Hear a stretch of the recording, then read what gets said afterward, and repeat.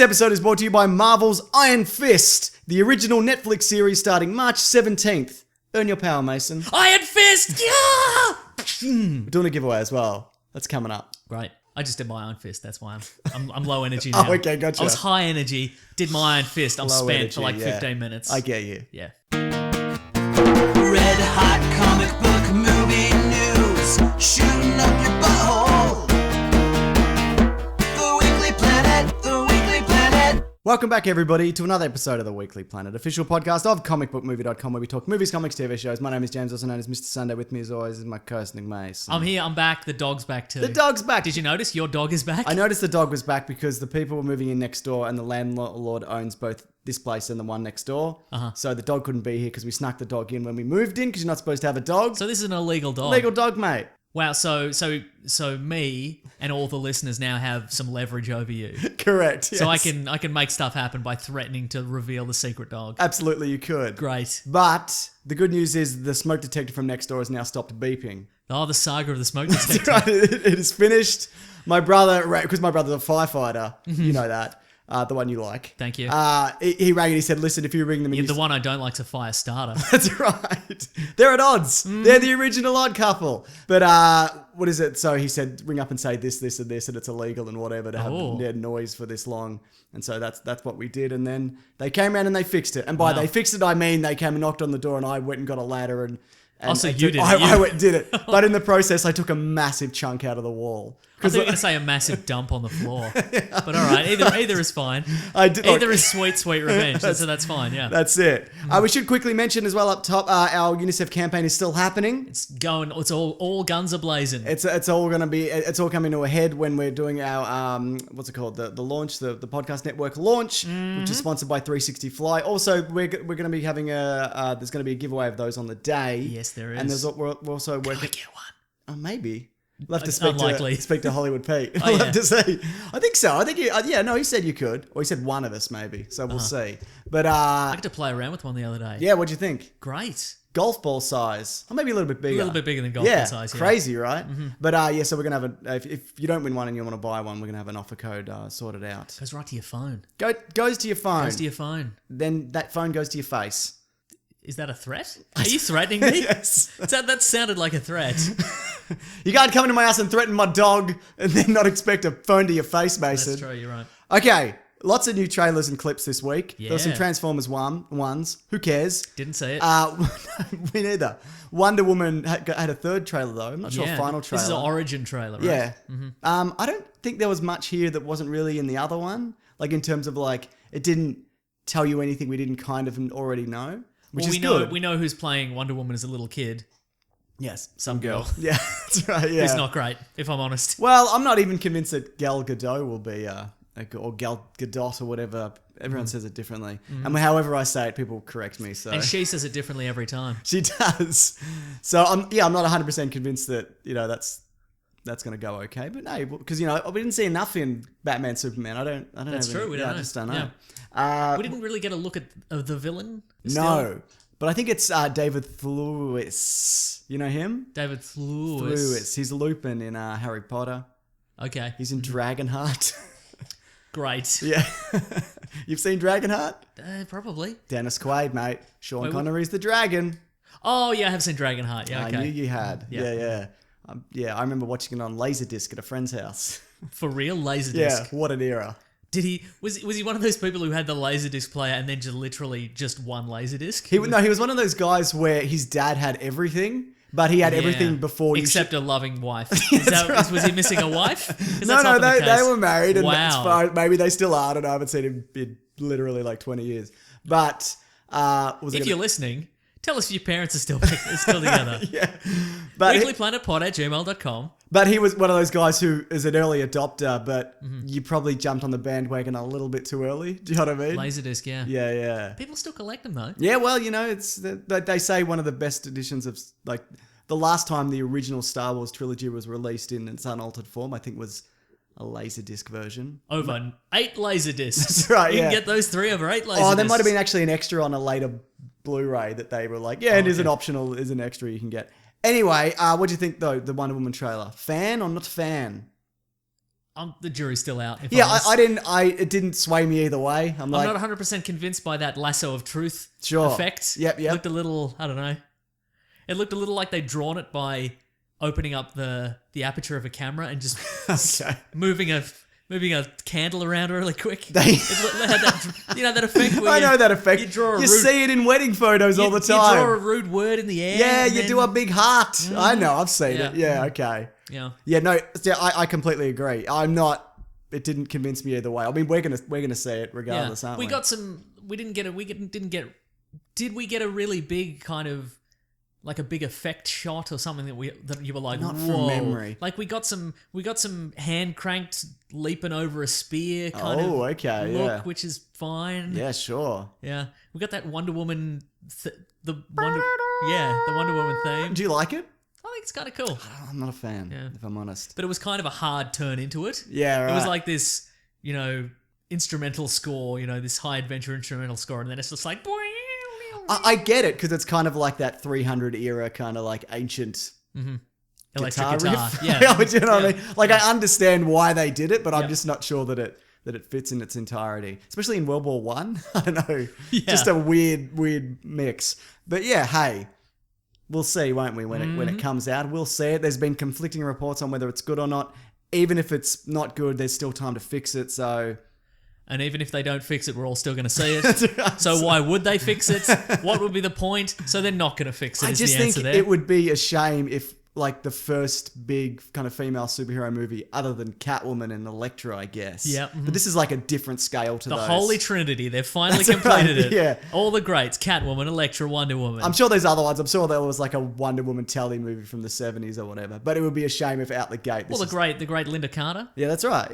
Back in the day. That's it. I've seen like maybe 5 seconds of that. Like, Sure. yeah. Was it her spinning around? Maybe she was playing the Harlem Globetrotters, but that also might have been an episode of Gilligan's Island that I saw. It was almost certainly Gilligan's Island. Yeah. They all looked the same. Do you know what I mean? They're all shot the same way. But that's why they could always have inexplicable crossovers. It Right, wouldn't make yeah. any difference. And that's back in the day when nobody really cared. Like, it wasn't an issue. There wasn't some sort of weird profit-sharing situation or merchandising or anything like that. It'd be just one TV executive calling another guy from a different company and going, you want to team the Harlem Globetrotters up with a Wonder Woman? And they're like, fine. Yep, sure. Cool, sounds fun. Let's do it. Yeah. Do you want Gilligan to box a robot? Yeah, whatever. Sure. The $6 billion man? $1 million man? It was million, wasn't it? Mm-hmm. Anyway. You got a loot crate. Crack it open, I do. I'm going to Mason. crack it open. Thank you. This month's theme was Build, I believe. Build? Lego Batman cookie jar. Nice. Yep. That's great. I know, right? I just ate some cookies. Now what am I going to put in it? I have to buy more cookies. You could put pennies. Yeah, I guess I could. Pennies in it? That's really cool. I might be going to the screening of that next week. I think you're invited. Oh, thanks. I'm not sure if I'm going to go, though. I got a lot on, mate. Oh, all right, great. Yeah. Do you want to go? Yeah. I'll say, yeah. I would like to go, but I'm not sure if I can. All the word is positive, but we don't have it here yet. Yeah, that's so, right. Yeah. Nice. Cool. Good start. That's a good start to the loot crate. And also, I can, if I want to, I could lift my shirt up and put a Batman head in it. a tiny little head. Pretend to be tiny little headed Batman. Yeah. Perfect. Great. Baby Driver, which Yes. at first glance, I'm like, it's one of those trailers where I look at it and I'm like, what is this? Should I click on it? Uh-huh. And it turns out it's, I forgot that it's... The new Edgar Wright film. Edgar Wright. He hasn't made one since The World's End. Did this come out of 2013. nowhere? Yeah, not really. I remember hearing about it, but like he was supposed to do Ant-Man in between, so it's been, it's been Yes, There's exactly. been a bit of a gap. I mean, 4 years it's not that long, really. Did he just want 4 years off? No, because he was doing Ant-Man. Oh, all right. Did he Idiots. want 2 years off? Maybe he wanted 2 years off. Thank you. Fine. Who's the idiot now? Still me. Yeah, in a way. So it's kind of, it's a bit. I don't know what it is. It's like a bit Hot Fuzz, a bit Drive. You know what I mean? A bit Scott Pilgrim. It's very Drive. Yeah. Yes. It's. In fact, it's almost entirely. It's super Drive. Well, there's more. It looks like there'll be more Drive than Drive. Because Drive was light on Drive. Drive was famously sued by a woman because she went to see it and there wasn't as much driving as she was expecting. Drive, I think you mean, not driving. Yes. It's called Drive. It's not called driving. That's Just true. so There we're wasn't clear. enough drive. Yes. But no, Drive's great, despite the lack of drive. And I think this looks good too. Yeah. But I'm not I'm not a big... No, I said that weird. I'm not a big Ansel Elgort fan. He was in Where Are the Faults? Who is the biggest Ansel Elgort fan?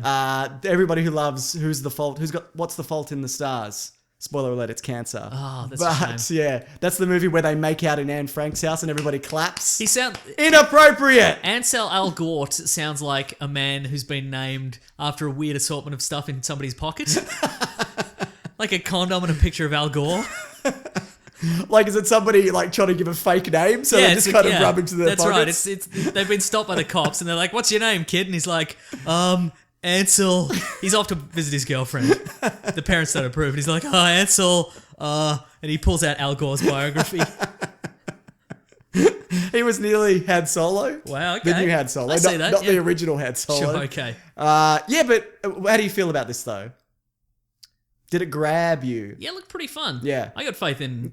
That's it. That's exactly right. Like, to be fair, if this had have been like the guy who did the Transporter making this movie and I saw this trailer, I'd probably be like, oh, this is going to be shit. But knowing that it's Edgar Wright, I'm like, nah, this will be fine. This will be good. Yeah, totally. Yeah. I don't think there's a movie of his I don't like. What else happens? And John Hamm's in it? Yeah. That's pretty great. Got that. Is that what I'm thinking of? Yeah, Kevin Spacey. Kevin Spacey. The Punisher dude. John Bernthal. Yeah. Bernthal. Yeah. I have complete faith in that cast and that director. So yeah. it should be Maybe fun. Steve Buscemi. Really? No. Okay, it was right. It was very quickly paced. Does Steve Buscemi often just show up in things? I've found that. Yeah. Anyway, looking forward to it. Look, Crate. What do you got there, Mason? It's a Megazord schematic. That's coming up, isn't it? Yeah, it is. This is the original Megazord, though. Clearly, I'm kind of getting. I'm a big fan of. First of all, fake corporations on tees. I know. Just get myself a you say this every time. I know, you pull a but t-shirt it's out. worth repeating to myself. I got myself a nice Kobayashi porcelain t-shirt. Right. Yeah. From Usual Suspects the other day. Oh, I thought you meant Maru. But behind that, schematic tee is also great. Yeah. I got a Han Solo Blaster t-shirt somewhere, I think. The DLS something. Yeah. Yeah, I know it. Yeah, it's a good one, right? I know it back to front, Mason. I've got one on my desk. Yeah. Also, there's a Power Rangers pin. There's a Megazord pin. Cool. I keep forgetting about this. In the magazine, there's all sorts of little bonus bits and pieces. Yeah. So if you get the pin, because it's Power Rangers themed, you can go to Comixology and get free Power Rangers comic books. They're doing a Justice League crossover at the moment. Oh, very good. Which apparently is pretty good from what I've heard. But So you can get Mighty Morphin Power Rangers 0 and 1 and Mighty Morphin Power Rangers Pink #1 for freebies. For freebies? For freebies. Just to be clear. Yes. Freebies. For freebies, Okay, good. Yeah. Did you check out some Thor Ragnarok images this week? Yes, I did. Fresh, hot off the press. Yep. You wouldn't believe it. Fresh new haircut for Chris Hemsworth. Yeah, what do you think? Looks pretty good. People are like, it looks just like Chris Hemsworth, which is true. They're not wrong. But I like it. Same. So we got a little bit of new information. I can take us through it step by step I'm if ready. you want. Unless you want to do it. Well, I don't know what the Here, information catch is. my computer, Mason. Oh, jeez, Catch no! it! So Hela's been trapped in Asgard, right? Yep. But you remember Loki? This is all official as well. This isn't like any kind of speculation. Oh, okay. But I guess minor spoilers if you don't want to know anything. Nice. But Hela's played by Kate Blanchett. Uh-huh. Is trapped on Asgard, and because Loki's ruling, but he's ruling as Odin, he's a bit That's right. loosey-goosey in his ruling style, I'd Yeah. imagine. And she gets out. And, More illusions. I demand it. And they're like, all right. I guess. More trickery. Odin demands more trickery in your daily lives. He's really changed, but he's all right. So Thor then battles Hela, and she's a bit pissed off because she's been trapped for like millennia and whatnot. Yeah. And then she blasts him to Sakaar, which is what I believe is some kind of junk planet where everything just kind of all the lost stuff kind of goes. You know what I mean? Yeah. One of those kind of things. Yeah. What other? I can't think of another example of that. Greenland has the Mosaic World, which is Right, a whole cool. bunch of different cultures and civilizations sort of smushed together. Good. It's like whatever the labyrinth was. It's like the world of junk, the planet of junk, where the Junkions live in Transformers. Transformers. Very good. These are all good examples. Good examples, aren't they? Good job. Thank you. And they're Jeff Goldblum's Grandmaster. He's Adelaide. Got him. That's a bird on the city of Adelaide. City of Church is more like city of no one wants to visit your shit city. I've never been. Neither have I. I hear it's great. I hear it's quite good. It's quite nice. Jeff Goldblum's Grandmaster. This got people talking. So he's running a fighting tournament. Yes. A pit fighting tournament like in the comic World War Hulk. Yeah. Sorry, Planet Hulk. Planet Hulk. I get those confused. And you saw that image of Jeff Goldblum. He's got the blue spittle soul patch. He does. You know, the long spittle. What do you think? Looks pretty good. One of the best parts of Independence Day and Independence Day Resurgence. Arguably the best part of Judd both. Hirsch. 2, though. Yeah, right. That's a good point. Yeah. Goldblum. Yeah. But no, so it's good to see him in more stuff because he's not really, kind of pops up every now and then. Enigma, He's like an the enigma. Grandmaster. That's exactly right. What they wanted to channel his Jeff Goldblum-y mysterious energies for the Grandmaster. I feel like they have. That's actually how the Grandmaster gets his powers in the comic books. He actually channels the mysterious energy of Jeff Goldblum. Did you know that? I do now. My favorite meme of Jeff Goldblum is, you know, the one where he's shirtless in Jurassic Park. Yep. And he's lying sideways. There's one where somebody's superimposed like Sam Neill over the top when he's leaning on the Triceratops. That's right. And Jeff Goldblum's breathing and Sam Neill's like in awe. That is a good one. Yeah, it's very good. But and it's there Thor meets Tessa Thompson, who's Valkyrie, and he's put in the fighting pit, and so they give him that sweet haircut. Yes. Bit of a fade, maybe a light fade. And he's got his new armor. He's got a shield of some sort. Yeah, I think Hela takes his hammer as well. So that might explain why he doesn't have it. How'd she do that? She's magic. Everyone's magic. Oh, yeah, magic. Maybe she's one of those beings that like, I'm older than time. This doesn't mean anything to me. Yeah, good point. It's You're one right. of those things. Yeah. And then he finds out that like Hulk's there. Hulk's like this like star combatant. And he's not like sad Hulk running from tanks. Oh, he's which loving I know it. is your favorite version of Hulk. It isn't. Rubbery, sad, angry Hulk. My favourite Hulk is Joe Fixit, the grey one who went off to Las Vegas and became a mob enforcer for some reason. Well, it might be this one. He wears a big old pinstripe suit. I know. He's a real grump. He certainly is. Did he split from the main Hulk or something? Is that right? No, it was... He sort of... Because, you know, the original Hulk was grey. Yeah. And then it was difficult to print grey, so they turned it to green. Well, when in the 80s, when it became profitable to print grey again, Peter David, the writer, was like, hey, let's bring back that version. And that's the version that turned into the Hulk at night and became human during the day. Right. And so, but this Hulk realised that the reason he kept turning back into Bruce Banner was not because it was daytime, it's because he got sun on him. Yeah. So if he just covered himself up, he'd stay the Hulk. Big old hat. So he wore a big old hat and a big old cloak or whatever, and then he just goes to Las Vegas and he just works nights. Very good. Yeah, so he just stayed the Hulk for months. Interesting. Do you think the reason that grey went out of fashion is because they lost the art of mixing black and white paint? Do you reckon then it came back in a big way? Like somebody rediscovered it? Yeah, exactly. Okay, good. Or somebody had pitched it to Stan Lee. What if there was a character and he was grey? Stanley was missing a con this week because of illness. I'm not sure no. why. I hope he's okay. Yeah. He's 94, so that's, you know, he's getting up there in years. Yeah, but, you right. know, bloody hope he's doing all right. Anyway, so there's fights and whatever, and this version of Hulk, he's got more swagger and he's more of kind of a god. He's a crowd favourite, mate. I love it. He's That's interesting. We've not seen that in the movies. no. It's all sad Hulk running from tanks. Yeah. But anyways, they've kind of moved away from that. Anyway, and then it turns into like a road trip movie with him Why and does he Thor. not turn back into Bruce Banner ever? Because it's probably really dangerous. Oh, good point, yeah. Yeah. Why would he? Why would you? Also, probably magic. Yeah, and magic. But if he's on this like battle-scarred world or whatever, Yeah. there is no benefit to him being Bruce Banner. That's true. Yeah. And I'd imagine maybe because he stays as the Hulk for so long, maybe he just gets a little bit of intelligence. Because Yeah, apparently maybe. there's... Okay, yeah. Yeah. Because I know Ruffalo only shot for like a few weeks. He's got intelligence. He certainly does. Uh-huh. So I feel like this is gonna be way more Hulk in this than there is than there is Bruce Banner. Yeah, but then it turns into a road trip movie, and then it's straight into Infinity War. Nice. Kind of after that. Maybe there's a Spider-Man movie in there somewhere. I don't know. Sure, I think that's probably. before. Who cares? Uh-huh. Anyway, Taika Waititi. Remember, people are like, it's gonna be a comedy. You're gonna ruin World War or Planet Hulk, whichever one this is. I'm definitely angry. I'm not quite sure, but I feel I should be, so I'm angry.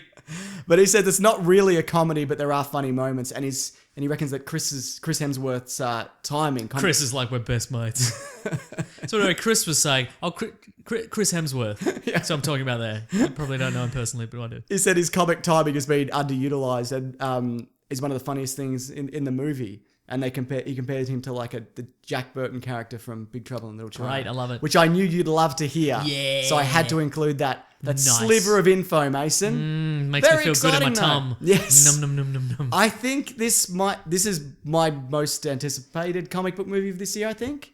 What else we got? Wonder Woman, Spider-Man, Guardians 2. Oh. Logan we got, which was great, Right. obviously. And there's probably other ones, but That's Yeah. good. I reckon it's a toss-up between Ragnarok and Guardians 2. Yeah, fair. But Because I feel they're like crazy space movies. I agree. It's what we want. I want crazy space But the thing stuff. is, well, like we've seen Guardians. You know what I mean?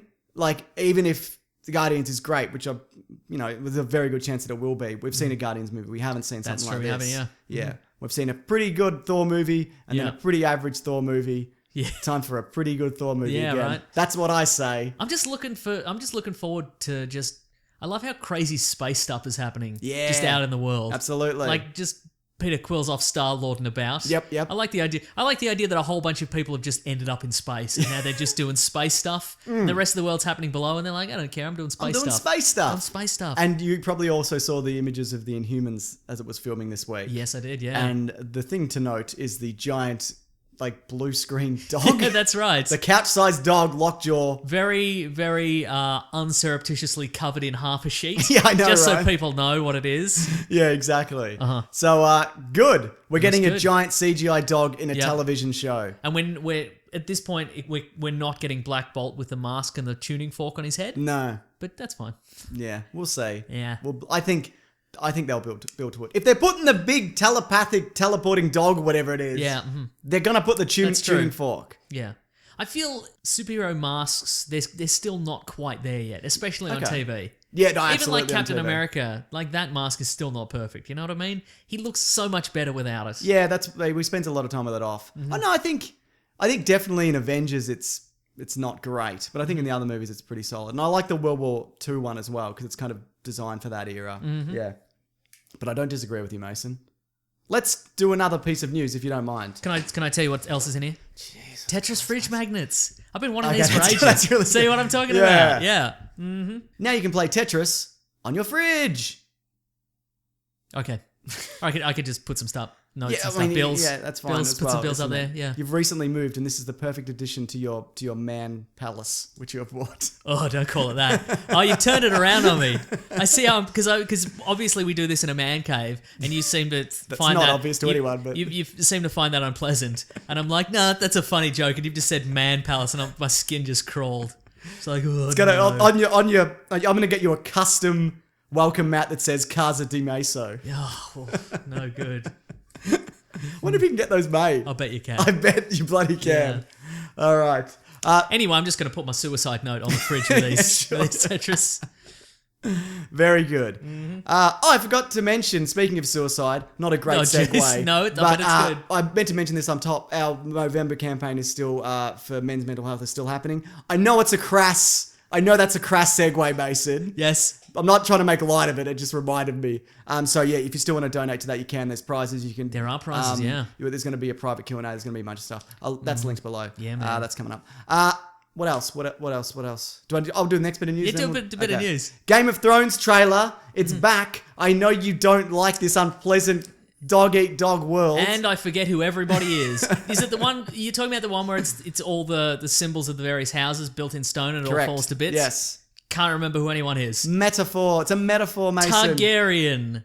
That's the dragons. That's the dragons. Yes. the other ones. Uh, There's a stag in There's there. winter is coming. No, Baratheons. Yeah. The Starks. Now, what? Right at the end, we get a symbol. It's sort of like a pinwheely kind of swirly thing. What was that again? That is related to the White Walkers. That's There we their go. symbol. Yeah. Because that was the eye we zoomed in on. That was a White Yes. Walker eye, one assumes. I assume so. Yeah, I okay, can't cool. really remember it if I'm honest. I watched it a few days Wow. ago. Well, It's just been a flurry of activity here, Mason. Hmm. But you don't care, do you? It's only 7 episodes. You know what? That's Two- okay, you know what? I kind of do because we're approaching the pointy end. Clearly, Right, of yeah, this. yeah. Like it's 7 more episodes, and then what's the next season? then another 7 or maybe 8. They haven't really made it clear yet. and that's it, right? There's not rumors. There's speculation that it's going to end with a movie, Oh yeah. which would be great. I don't think they need to. I think you could do something with no. TV. Yeah, Also, I find it's always weird to do that leap. like the X-Files movie. Yeah. it's real weird on its own, isn't it? It absolutely is, and Yeah. it's going to attract people who've never seen it before. Serenity. It's like Serenity. You're going to be absolutely. When you go in there, people are going to be absolutely surrounded by other people going, who are these people again? That being said, everybody watches Game of Thrones I guess. except for you. Yeah, I don't like it. No, you have watched it. Yeah, but I don't want to. Yeah, I'm thinking of doing a Game of Thrones thing this year on my YouTube channel. I don't know what it is Mm-hmm. yet, but I'll figure something out. James, What is it, Mason? this particular trait. Lego. It's got Lego in it. Who is that? They're from Lego Dimensions. Oh, that's from a character from the movie. Yeah, the Lego movie. which you haven't seen. Still haven't seen it. It's really good. Yeah. Yeah. Would I fall in love with the characters of Unikitty and Cloud Cuckoo Car? I can't remember the car, but Unikitty, I believe, is voiced by what's her name from Community, Alison Brie. Yeah. Cool. I wonder if I might have a different one in my box. Maybe you do. Yeah, there's an assortment. Yeah.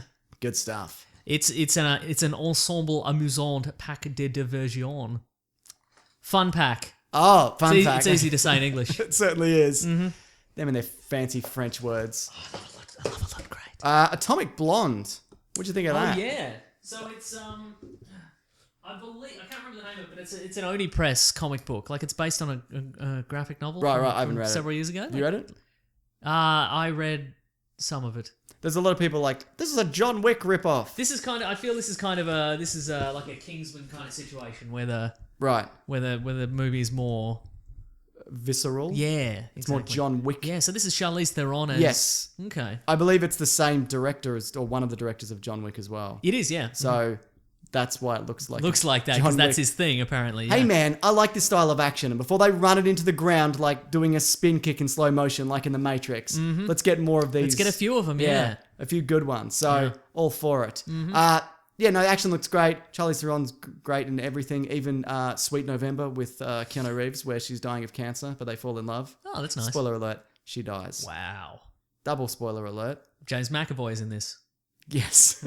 Yeah, that was cool. When I saw McAvoy, I'm like, oh, interesting. Okay, there's some things going on here. He's good. He's the modern day Ewan McGregor, they say. Yeah. I've certainly said that. Yeah.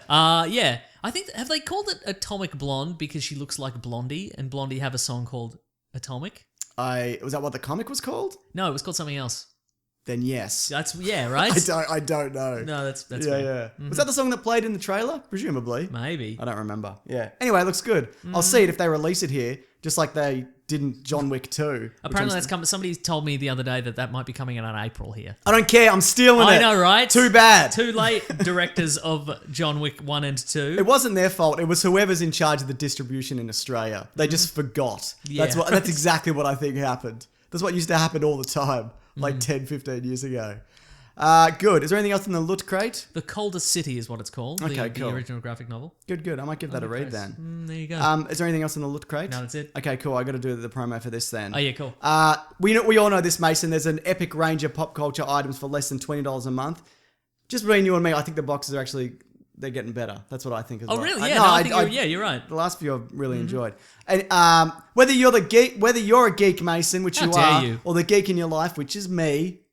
All your other friends are cool, is what I'm saying. Wow. Yeah. Loot Crate is the best surprise is coming. Every month there's a different theme with new exclusive. You can only get with Loot Crate. Treat yourself every month or give the gift to somebody else. Next month's is Raw, Mason. Do you hear that distant call? Do you hear it? Raw. Oh, Raw. Yeah. Not RAW. No. It's not an assortment of raw. Oh yeah, like raw food items. Next month's is Paleo. They're going. It's only Lego you could scare up off the ground like a caveman would. This month they're going primal and unleashing beasts with some of pop culture's most ferocious franchises. We're talking Overwatch. We're talking Transformers Beast Wars. Nice. No, I made that one up. Oh. But can you imagine? Yeah. We're talking Wolverine, Ooh. Jurassic World, Predator. All of those are really good. I don't know anything about Overwatch, but people seem to love it. And of course, you always get the monthly Tea and Pin, which is what you saw. Yeah. You have until the 19th of March, 9 p.m. Pacific to subscribe and receive that month's crate. And when the cutoff happens, it's all over. But if you head to lootcrate.com/weeklyplanet and enter promo code weeklyplanet, one word, you get $3 off any subscription. Because there's a bunch of them. I think we're giving away some of the premium DX crates that I'll launch as well. Yeah. I think that's happening. That's a good crate also. They have a hoodie. They have a bloody... Sorry, I just killed a Mozzie. All kinds of stuff. I think they had a model DeLorean quite recently in the DX box, yeah. I'll get that one. I'm going to keep it if that's the case. I'm just going to take out the DeLorean and repack it.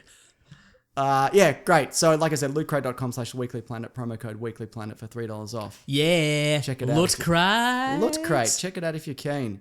Footage from The Last Jedi was shown at a shareholders meeting. I thought you were going to say share house. Potentially. Just somebody's just Just bloody Robbo's share house. Yeah, that's it. Down the street. How did he get it? No, who knows? Casa de Robbo. He just put a dirty old white sheet up in his garage. But what do we got here? So they showed some footage to shareholders. Yep. There was some lines like, apparently Luke asked Rey who she was, but maybe it was directed to somebody else. There was an X-Wing.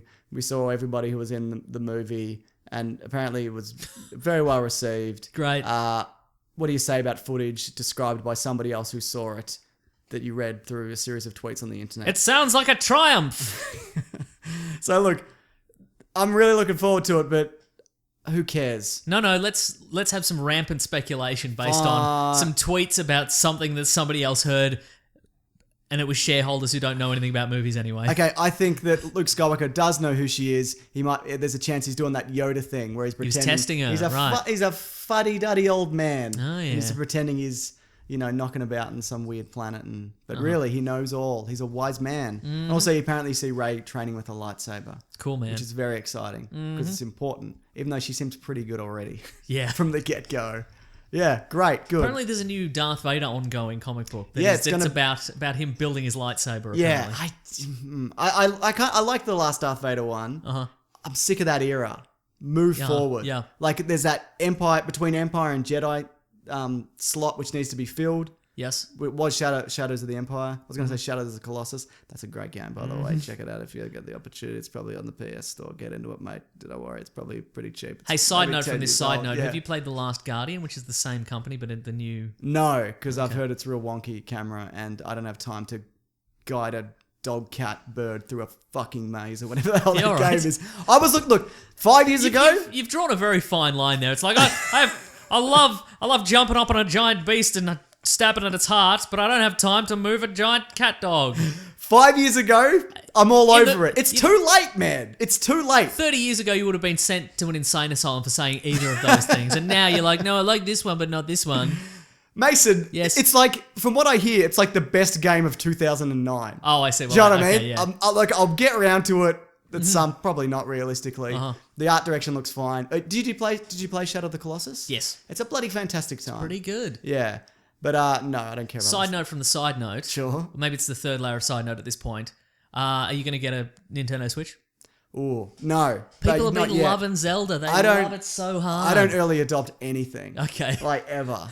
What about this dog here? Yeah, she was she was too early, like too young to adopt. But she was a street dog. What do you want? Exactly, What do you want? Throw her out and be like, you got another 2 weeks out there. Yeah, right. Come back when you're 2 weeks older. That's right. But no, are you?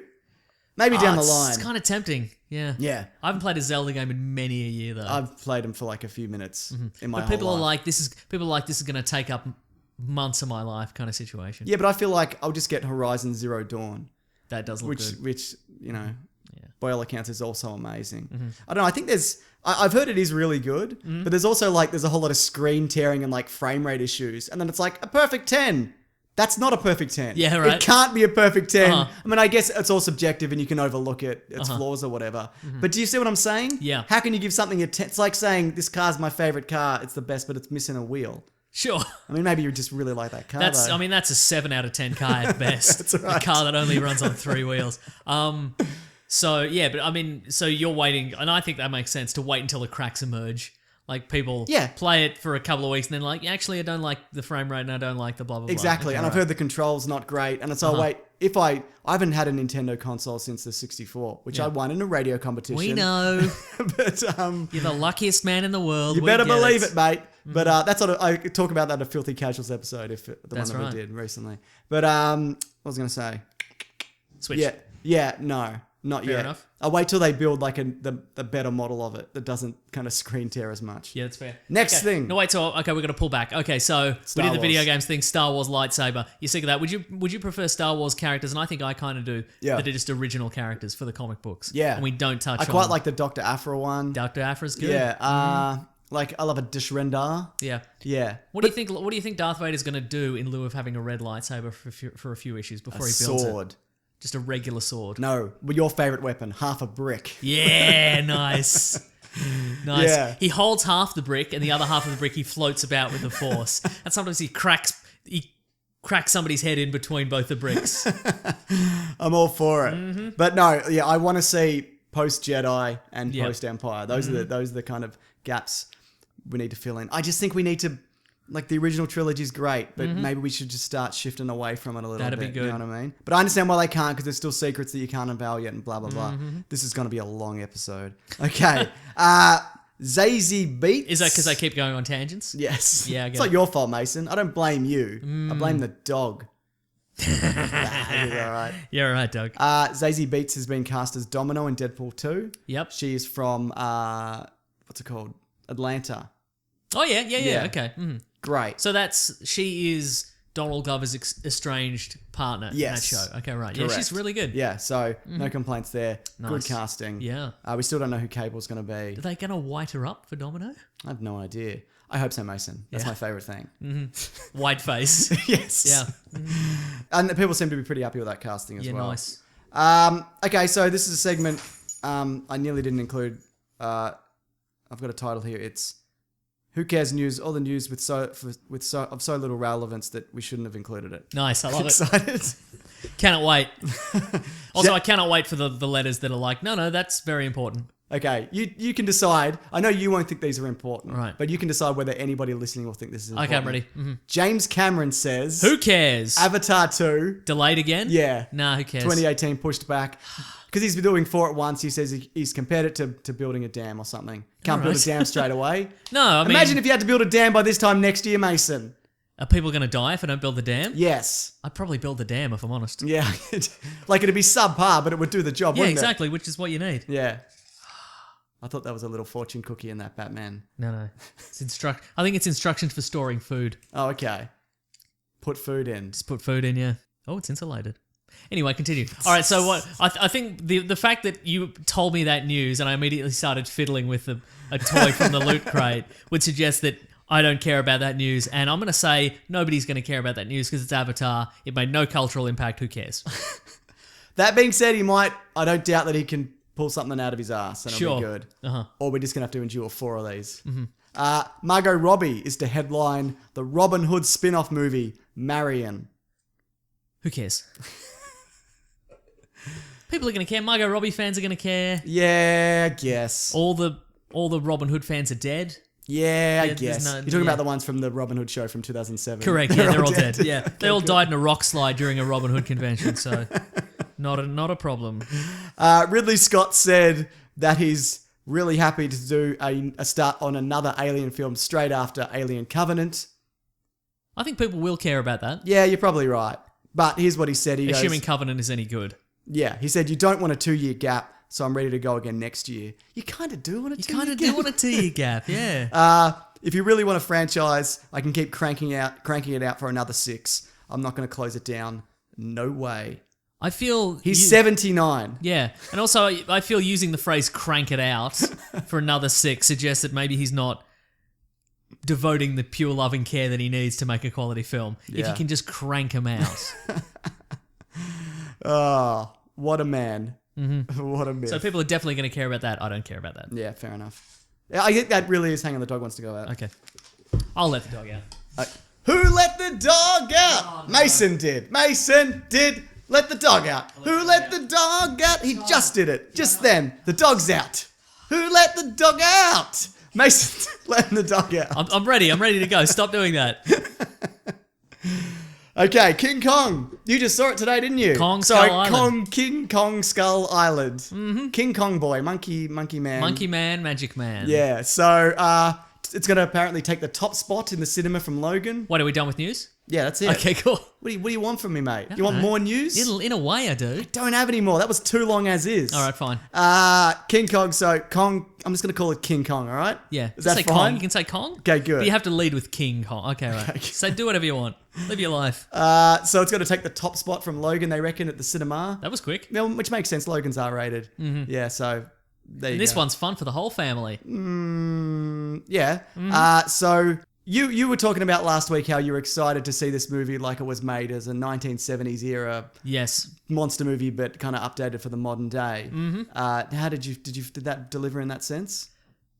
No, I don't know. It wouldn't have. There's no way it would have. They never would have had it. They never would have given it 70s cinematography. Like Right. they gave it a lot of here's some shorthand for the 70s. They gave it a bit of here's some shorthand for, the end of the Vietnam War. Yeah. I'm talking, sunsets and choppers and playing Credence. playing some Credence exactly over the loudspeakers in a helicopter, that kind of thing. Yeah. So, and look, going in initially, like, it looked great, but they threw in these kind of cliches, and I'm like, I don't know if I buy this. Right, yeah. But you know what? Proved me wrong. I had a really good time with this one. You had a really good I had time. a really good time. Well, then you must remember exactly what the story was.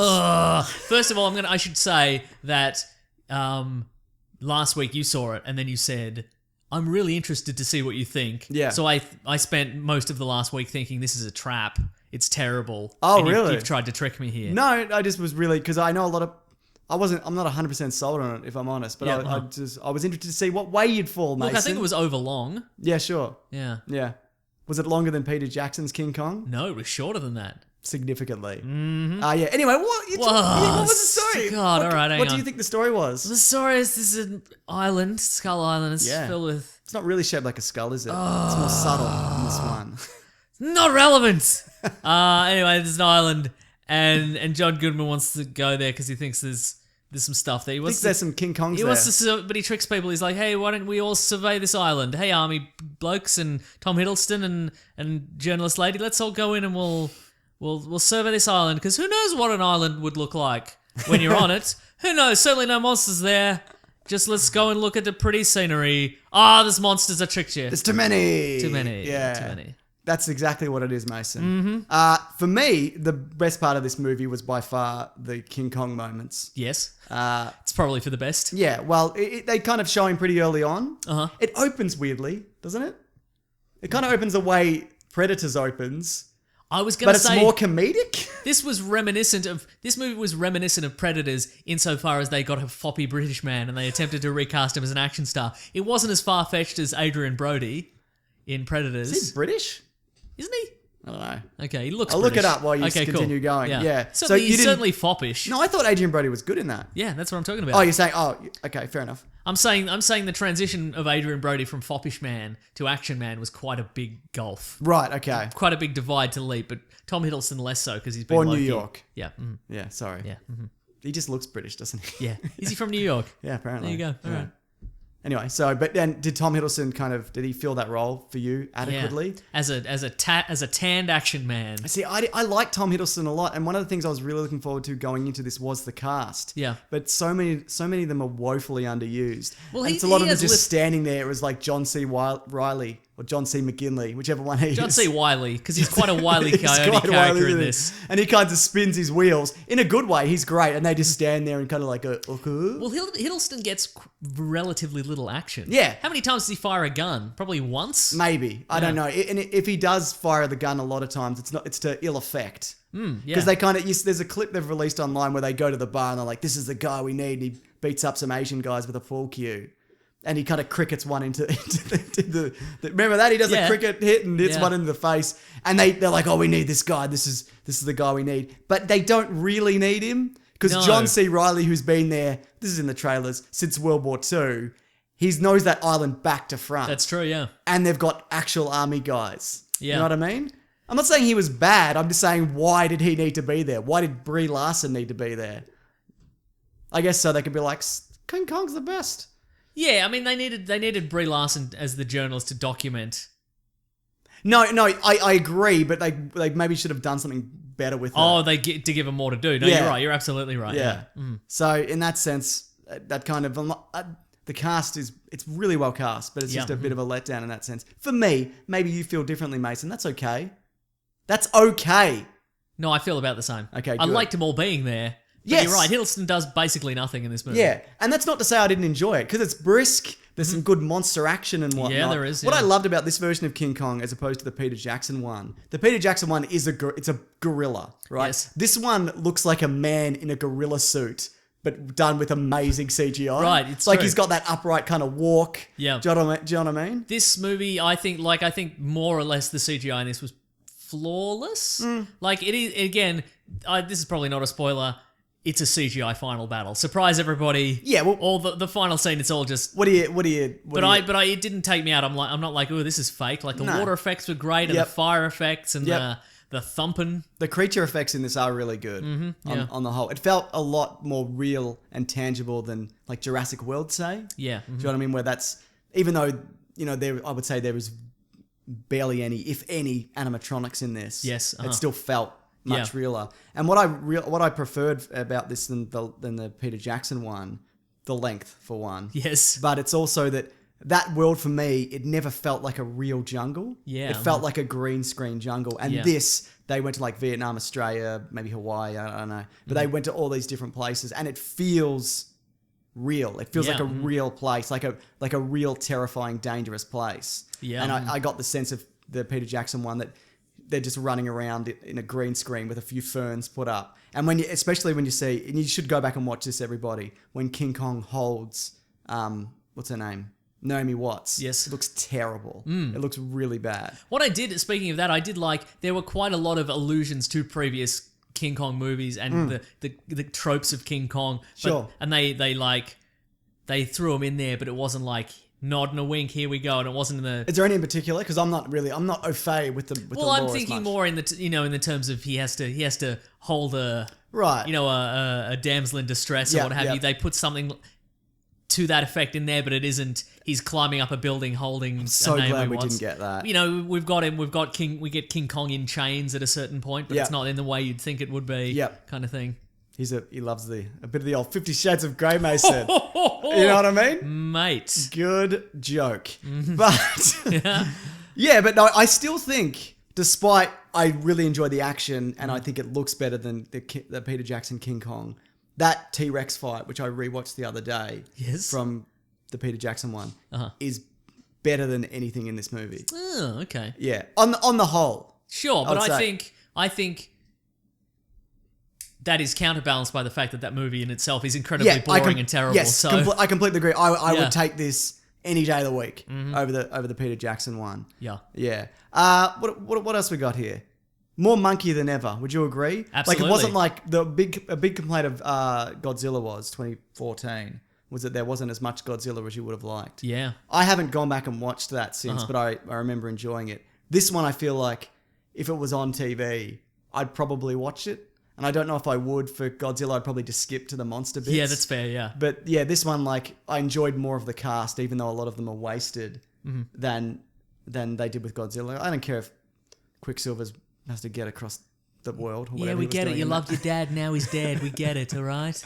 We get it. We all love our dads, all right? Yeah, exactly. Jesus. Yeah, God. Yeah, he's not special in any way. No. Yeah. How did it compare to Godzilla for you, though? Good question. It's much more of a fun ride. Yeah. It sags a little in the middle. Yep. But for the most part, it's kind of this fun thrill ride, whereas in Godzilla, which again I did really enjoy, there's a lot of talking. Yeah, there's a lot of talking, and there's a lot of people in threat rooms and situation rooms going, See, that's a Godzilla trope from like way back. A lot of people sitting around boardrooms going like, maybe we should fire a nuke at him. And then they go, well, we did that. Well, let's fire a bigger one. What's the worst that could happen? Yeah, but I think I like that kind of stuff. I like delving into the history of these monsters and they popped up in these eras and whatever. I like that, but I think Godzilla went a little too heavy. Maybe more so on the family stuff than that. But this was... I would have liked to have seen kind of a bit more backstory about the monsters of the island and how they've sort of impacted, because they do tie this to Godzilla, which we should probably save for spoilers. I guess. Yeah. We'll talk about that. But we know that it's not a spoiler. Legendary Pictures has the rights to both of them at this point. Yes, and they're trying to put them together. Yeah, absolutely. Yeah. You know what I did think was a bit weird in this? I never got a sense for how big the island was. Like, it seemed smaller than maybe it was intended to be, because I think for me it was...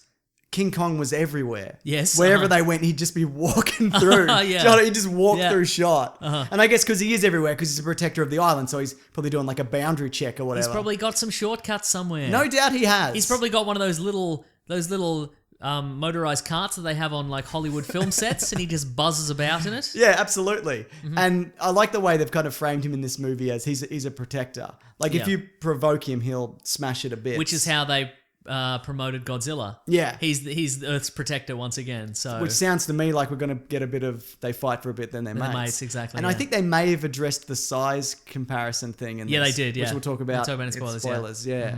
There was the music a bit, I don't know, I think it was a bit too kind of Forrest Gump more than kind of... Again, if it's any good, I won't notice it. No, I mean like the soundtrack. It was always like they'd always crank a creepy song. I see, right. Yeah, there was one like every 8 minutes. That being said, it wasn't necessarily the most cliched ones. Like it wasn't... No, that is true. It wasn't Fortunate Son and it wasn't right. what have you. There was some Black Sabbath and there's some other stuff. But yeah.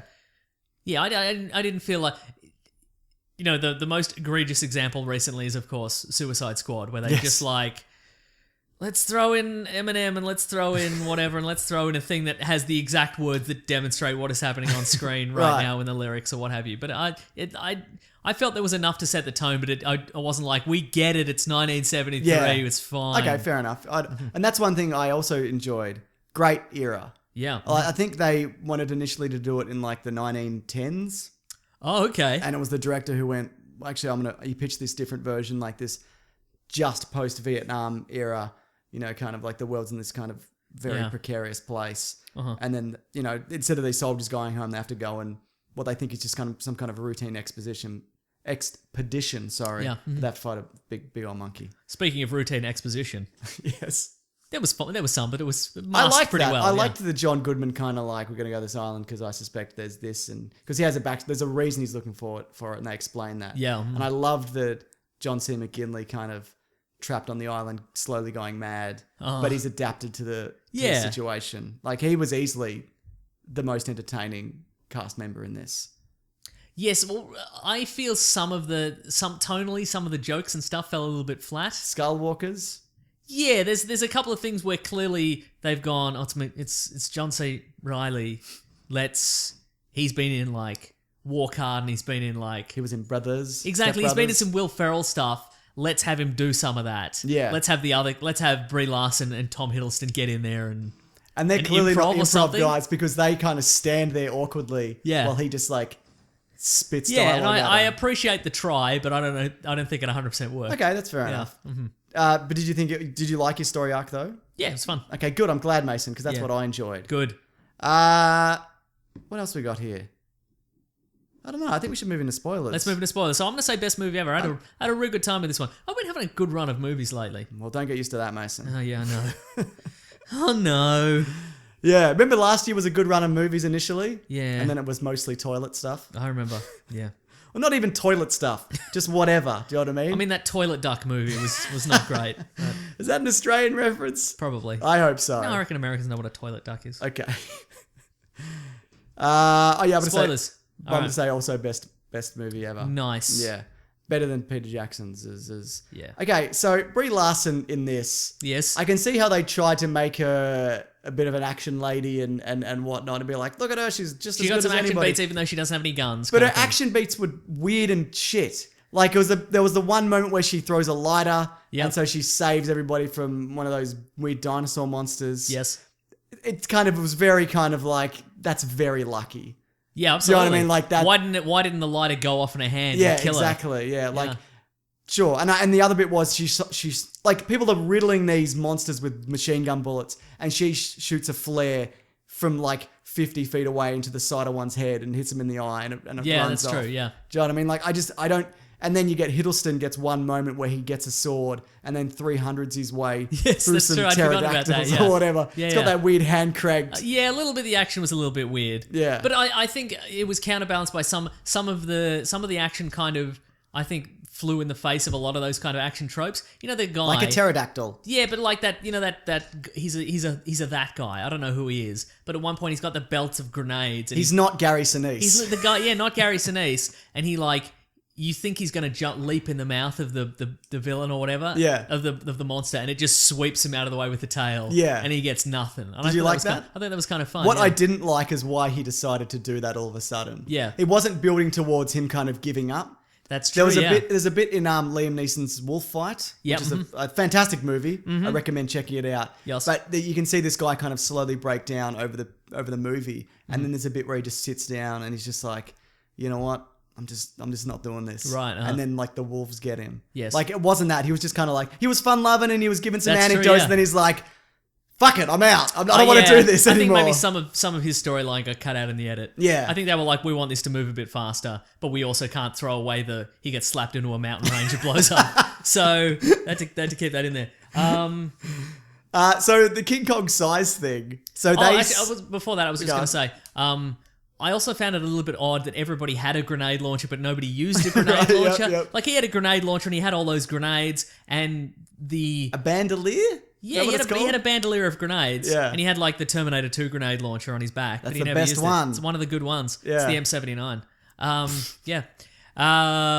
Was that from one of your schematic books you had as a kid? Almost certainly, yeah. You love your bloody schematic. I love a book. schematic. That's why you love a schematic loot crate That's what t-shirt. I'm talking about, yeah. And also the young army guy, he had an M16 with a grenade launcher underneath. Did he? I didn't never notice used that. it. Never used it. The guy with the bandana. Yeah, never used it. The guy who's not the guy from There Will Be Blood. Correct. Yes. He was good though. Yeah. I thought, yeah. So Samuel L. Jackson. Oh, sorry, you were going to say something else? No, you were going to say size issues. Size issues. So basically, they said Kong will keep growing. Correct. How is he going to survive on that island if he grows to? It would have to be at least triple his size. I don't think he's going to become as big as Godzilla. No. Let's say he'd have to be at least nipple height. Yes. Would you say that? I don't think even that. I legit think he's going to ride Godzilla at some point. Like Godzilla's a pretty pony. But I think he's going to get a bit bigger. Or I think, you know what? I think he's going to get as big as they...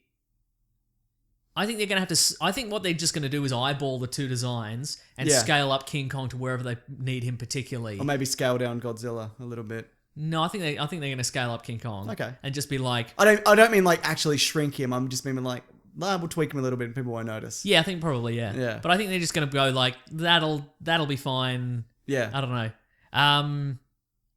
What are we talking? Oh, yeah. So the idea obviously is there's going to be...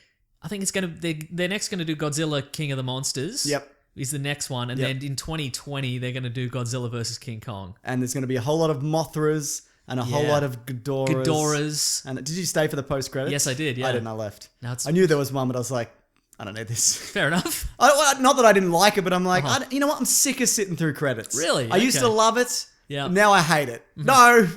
Yeah, maybe I do. But you're aware of what's happened. So there's... I know, yeah. So it's the Hiddleston and Brie Larson are in... Monarch. Yeah, they're in an interview room and they're like, why are you keeping us in here, whatever. Tell us about your King Kongs. Yeah, and then the two researchers from... two researchers who didn't have a lot to do in the movie, they show up and they're like, hey, welcome to Monarch, you're all in Monarch, kind of thing. Oh. There's no explanation as to why John C. Reilly is not...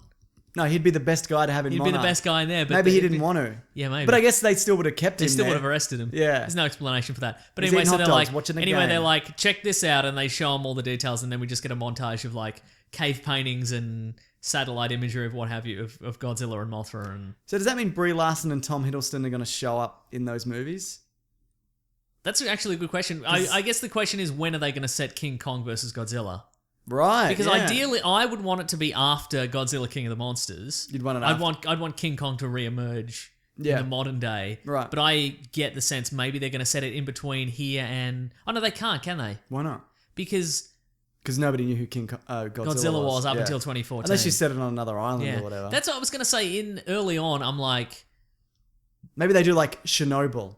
Yeah, okay, that could work, yeah. There wasn't a Chernobyl, there was a Godzilla instead. Because in this movie, they also went, when there were nuclear tests, it was just to kill this guy. And I'm like, oh, that's a bit shades of Godzilla. And then I'm like, oh, that's right. They're going to put them together, yeah. Yeah, for that reason. Okay. Yeah, I wonder, because you can't time jump, but they're going to age up Tom Hiddleston 30 I think they're years? just going to, maybe an appearance, but I think they're probably just going to new cast everyone. Yeah. Because who's in these movies for the human cast? Nobody. Mm-hmm. Bryan Cranston. Bryan Cranston is pretty good. He was good, alright, wasn't he? Yeah. Sam Jackson went mental. Yeah, he sure did. I think they played to his strength here, which is looking real intense and weird at the camera while yelling. Yeah, that's his thing. his strength, yeah. Mm-hmm. He was great as Mace Windu. He was. Not really, if I'm honest. Not a great character. But no, I felt a bit like, because Sam Jackson was like, I'm going to kill Kong. And then they were like, don't kill him because then all the dinosaurs... They're not dinosaurs, but let's just say they are. Sure, yeah. Mm-hmm. They're going to run riot. But if it was me, I would just be like, I'm going. I don't care. Yeah, like, exactly. who cares if this island goes mad? But it's a metaphor. For For going mad after war. No, I understand, but I mean, why stop him? Is what I'm saying. That's true, yeah. I would have, yeah. Like, You're I right. don't care if he kills a giant gorilla. I mean, true. I don't want gorillas to die, but I also don't want to be mauled by a giant spider. Do you know what I mean? Like, I No, want absolutely to right, yeah. leave. What did you think of the variety of monsters? I could have used more. Same, yeah. But I liked that there was a couple of hints towards them, like they talk about giant ants. Yeah, right. That make We it didn't sound say, like yeah. birds. I liked that. I like the big stick insect. big stick one. There's the big kind of bison looking thing. They were cool. Yeah. No, I liked them, but yeah, maybe a few more, I guess. I have to wonder evolutionary Yeah. wise how those skull crawlers evolved. Right. Because you'd have a very chapped tummy, you know? There'd be a lot of chafing on your tum. Do they have back legs? They have no back legs. Yeah, I don't know. Well, snakes don't have a chafed tum, do they? That's true. Yeah, they've Yeah. got a very evolved tum. And same with any lizard. That's right. Yeah. Very strong tum. Yeah, so You're I don't absolutely know. right, yeah. I'm not a, I don't know. I'm not a chapped tum expert. No, I understand. Yeah. Was there a minigun in this? We see a minigun, and there's some miniguns on the helicopters, And but nobody uses one light. Well, no, I guess they attack Kong with them. yeah, It's pretty solid, but again, there's no. The problem with some of these action sequences, none of the machine guns ever did anything. no, yeah. Flares do. Yeah, right. Lighters do. Yeah. Samurai swords do. Grenades would have done something if they'd bothered. Yes. They'd unhooked that bandolier and shared them about, but I guess not. You'd better bloody believe it, mate. I had something else to say. I think I had something else to say. I don't know. I can't remember. Was it about miniguns? Maybe. I don't know, man. You know what? I like this universe. Me too. It's better than the Transformers movies. Isn't it though? Yeah. It's got a kind of a promising looking future. I like they gave us a little Muto reference. At what point? I don't remember. At one point, I think one of the researchers refers to bloody massive unidentified terrestrial organisms. Okay, cool. He says Kong is one. Okay, cool. Muto. That's all right. With the Kong Godzilla fight, Yes. I think the way they're going to have to play it is Kong's got speed over Godzilla. Yeah, absolutely, Because if yeah. Godzilla got his hands on him, it would just be atomic breath. Exactly. And yeah. so, like, Kong's vulnerable to, like, napalm and being shot. Sure. Yeah. And bitten. Yeah. You know what I mean? So he'll need speed. I'm just giving him, I'm just wording him up, mate. Yeah, just yeah. getting him ready. No, I get it. I understand. You know? If Yeah. you're listening, Kong. I don't want to see, off the back of this, we don't need another King Kong falls from a building movie. We don't need another King Kong. We do, Yeah, we but do. just not falling from a building. You know what I mean? You Yeah, need to no- see that again? No. Yeah. No. Is that it? Anyway, it's fine. Yeah, it's good. I had a good time. Yeah, it's I would say good, not great. Got some tweets here. Oh, yeah? Samuel says, just saw Kong Skull Island. Don't know if I hated it or enjoyed it. Action felt unearned. Unearned. Unearthed. How does he mean unearned? I guess I don't know. Do I? Okay, right. But I presume it's because like it just kind of went straight into him. I guess so. So, you know, yeah. they get to the island and then they just get smashed up straight away. Did we get to know the characters enough or relatable enough? I think we did throughout the course of the film. Okay, the fair ones enough. the ones we liked anyway. Well, Mason thinks you're wrong, Samuel. That's right. Tweet at him. Is that Samuel L. Jackson? It is actually, yeah. Oh, wow. I feel a little bad, but not that bad. Tane Dog says... Tang Dog. Tane Dog. Oh. I think Brie Larson's face alone deserves an Oscar after Kong. She did a lot of... That's true, she did, yeah. and she did a lot of snapping a photo. Yep. There was that moment which I think they need to retire in movies where she turns up and she's got a man's name. Oh, yeah. And they're like, but you're a woman. And she's like, last time I bloody checked. Yeah. And kind of saunters onto the boat. Yeah, and then there was a weird flashback where you see her checking. It's real graphic. Like, do we need that anymore? No. Like, just, I think that moment would have benefited from just breeze past. Just don't even acknowledge it. Just, you know what I mean? But it was also the 70s. Yeah, good point, Mason. And good point, Tane Dog. Yeah. By the way, it's Tane Dog brackets Sup Chief, just so we're Nice. clear. Love it. Beish says, saw Gorilla Island. For some reason, it just didn't grab me. I don't know why. Hashtag just a movie. Because you weren't a damsel in distress. Potentially. Distress. You're not a woman. Or am I? Oh, Last time I bloody said he checked, checked. mate. Glenn says Skull Island cinematography was top notch, but that first act was a Suicide Squad levels of chunky exposition. I think it was a little bit better than that. I thought. But Yeah. I can understand that. Yeah, yeah. What a world. What a world we live in, hey? Well, Mason, forget about what we were talking about previously to this. That thing that we were talking about that we loved or hated. I've had enough of it. Yeah, you're done Because with it. I want to talk about. You're sick to death of it. That's right. I want to talk about Iron Fist for a couple of reasons. Firstly, we're being paid. Oh yeah, Secondly, I'm genuinely looking forward to the next series. Me too. He's the final defender of He the is, defenders. that's right, yeah. We finally get to see them all team up. We finally get to see bloody Luke Cage and Danny Rand team up, become best Just friends. like all the comics they do. Exactly. They did a lot of comics, didn't they, together? Mm-hmm. Man, what a Let's fun not time. talk about him. No, let's talk about him. So what we thought, before we get into that, because we want to talk kind of origins, best stories, his tattoo. Well, maybe it isn't a tattoo, Mason, you were telling me. Spoiler alert, it's definitely not a tattoo. Ooh. I mean, it's tattoo-like. Ooh. Okay, sorry. But we have a bit of a giveaway to do. Yeah, right, that's right. We're going to give away the first season of Daredevil on Blu-ray. Mm-hmm. We've got a bit of a competition going. And the idea is, if you hashtag Iron Fist, one word, but with 3 eyes. 4 eyes, but not all together. Iron Oh, yes. Fist. Yeah, look, Eddie. To symbolise me going, Iron Fist! Because as we know, well, actually, it's not true of the comic or the show, probably, because we haven't seen it yet. He yells Iron Fist before he hits somebody. That is canon. As far as I'm concerned, every time he uses his mighty Iron Fist, he screams Iron Fist. That's exactly it. Which you'd think the bad guys would use as a clue to get out of his way, but they never do. They never do. They're like, he's not actually gonna do it this time. So the idea is that if you could hashtag that, send it to either myself or Mason or both. At Wikipedia Brand or at Yep. Mr. Sunday Movies. And include, like, it can be a fan art, a photo, a digital image, a logo, a joke, a tagline, a meme. A video of you Iron Fisting something. Anything to show your power, basically. Any of those things, but ideally if you could send a video of you Iron Fisting something. That's right. Exactly. Or someone, a friend, a housemate, If you want to light your fist a on... family member. Don't do it. Don't do anything illegal. You can walk the line, You but can maybe, walk- maybe don't. Yeah. So yeah, if you want to light your fist on fire and punch a solid brick wall, That'd be the most authentic.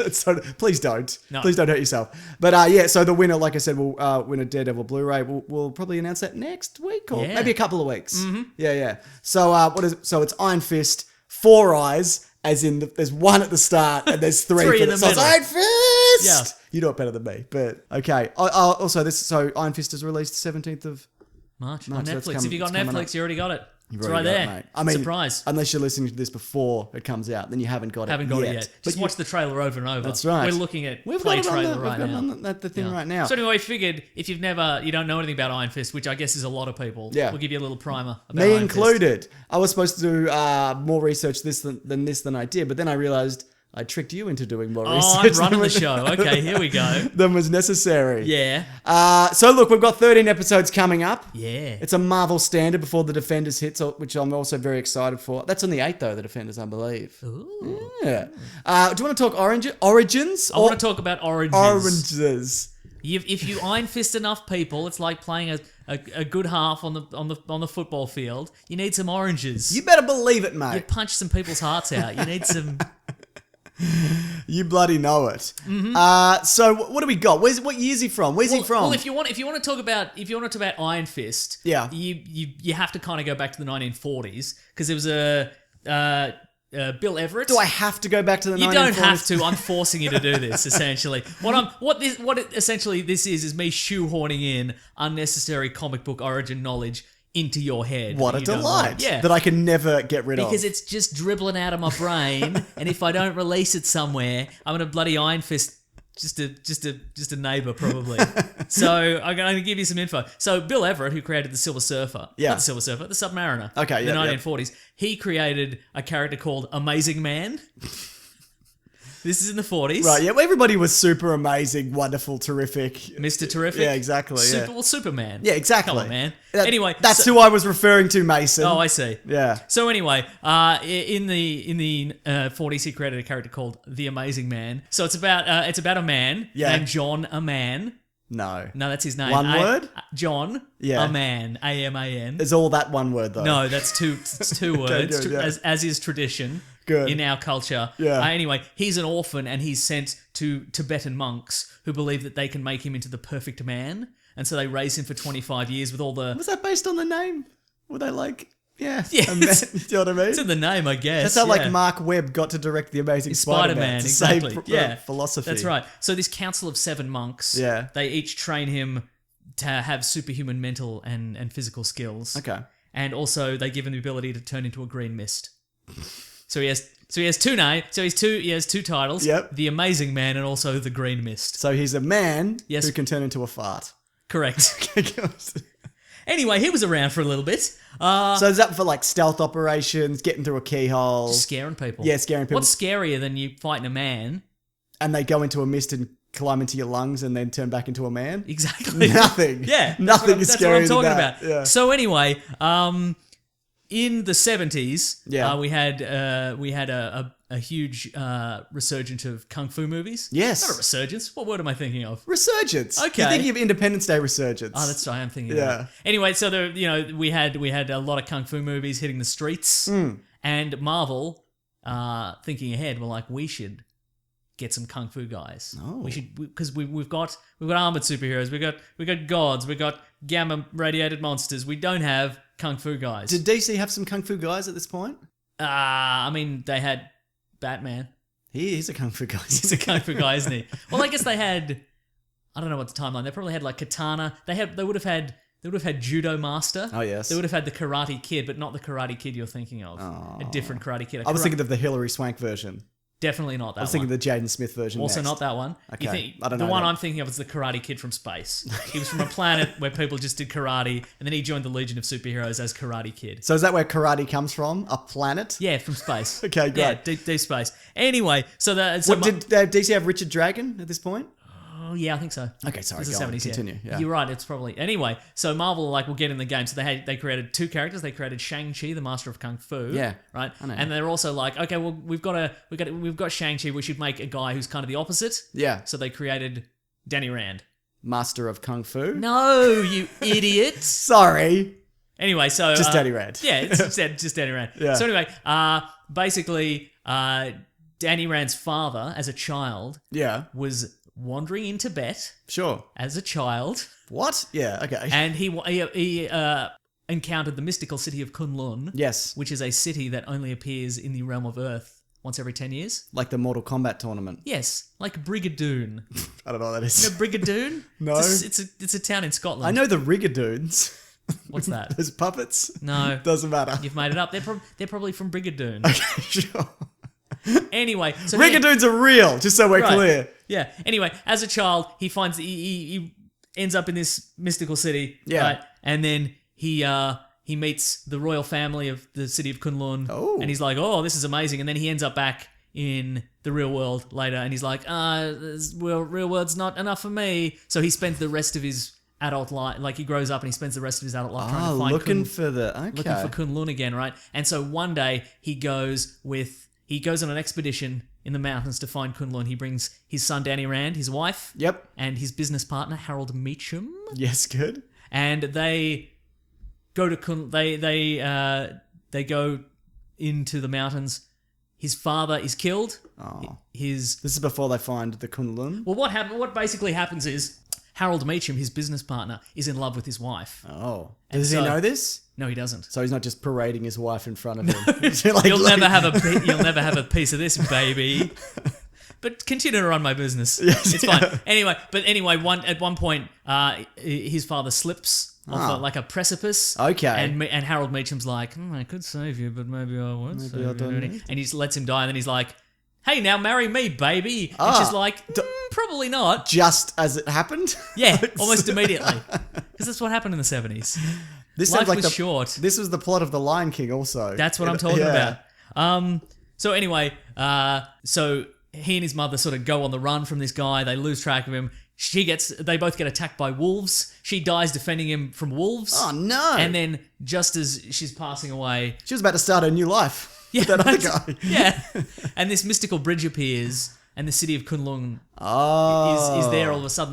Very The archers good. came out to save her from the wolves, but they was too late. Oh, But that then sucks. they're like, they bring him in, and they're like, you're the chosen one. Get in here, buddy. Oh, you're up. You're up, mate. So did they know he was coming for years? Like, you know, the father found it, but they're like, we'll keep an eye on this guy. Well, we'll get to that, I think. Okay. We'll get to that a little bit later. Alright. See, there's some revisionist history. I think the origin was a lot simpler back in the day. Yeah. I mean, this has been How long has it been? What year was this? 1974. 94. Okay, Yeah, cool, so gotcha. there more meat has been added to the bones. Sure. Well, in that's the subsequent same with years. every character, Yeah, isn't exactly. it? Yeah. Yeah. So anyway, they bring him in, and he's like, I want revenge against this my dad's business partner. I never cared for him. He had ice for me mum. I didn't like it. Anyway, so they bring him to the Thunderer, who's their martial arts trainer. Yeah. And they're like, all right, you train with this guy. Nice. You learn the martial arts. And so he's the most gifted student. He's the mightiest of the students. Good. He's got the highest kick. Well, there are others with higher kicks. His skill is the punch. Okay, He's one of those guys true. that he punches. He gets a big bucket of gravel and he punches his hands in it Yeah, to toughen Bruce his Lee fist. used to do that. Bruce Lee style, exactly. Yeah. And so basically he trains up, he learns the martial arts, he toughens his fists in the gravel, bucket of gravel, and then the Thunderer's like, okay, you've toughened your fists in the buckets of gravel, your second test is fight that dragon. And he's like, all right. That's a big jump. I think there should be something in between. Like maybe you got to tackle an angry horse or something. No, dragon. It's Okay, cool. bucket of gravel and then dragon. Can you take the bucket of gravel and like throw it in his dragon face? You know, he didn't think of that. Yeah, I would've. Maybe he should have. Yeah. Yeah. So anyway, in the mystical city of Kunlun, there's a dragon called Shu Lao the Undying. Okay. He's called the Undying because his heart was literally torn from his chest and he didn't die. So he guards it. I feel like that makes him vulnerable. Well, see, that's the thing. So he attempts to defeat the dragon kung fu styles, doesn't work, but then he realizes that the dragon remains alive because he's got he's got a big scar on his chest. Yeah. And he figures out that energy from the heart is coming through into the scar. So he leaps upon the dragon and he smothers the scar. Like a big old hug. Like a big old hug. That's oh my god, that's actually the solution. If you're missing a heart, just a big old hug. Just a big old hug, exactly. That up, yeah. Anyway, he does that until the dragon dies, but of course he doesn't actually die because he's the Undying. Sure. Anyway, and then he plunges his hands into its molten heart. Jeez. And he gains the power of the Iron Fist. Nice. Yeah, that's right. But he's not the first Iron Fist, is he? That is correct. I mean, that was also revisionist history. Correct, yes. At the time, he was the first one because, you know, how would you believe that anybody else would have done that? This is kind of like the thing where, yeah, exactly. This is kind of like. But it turns out everybody's done it. Everybody's done it. It's like that thing of like who that dragon just wants to be hugged. Yeah, that's all he does. Yeah. You know, it's like the who milks the first cow kind of situation. Who's the first guy that's putting their hands in a molten heart? Yeah, right. What's going on there? Yeah. I guess it's a calling.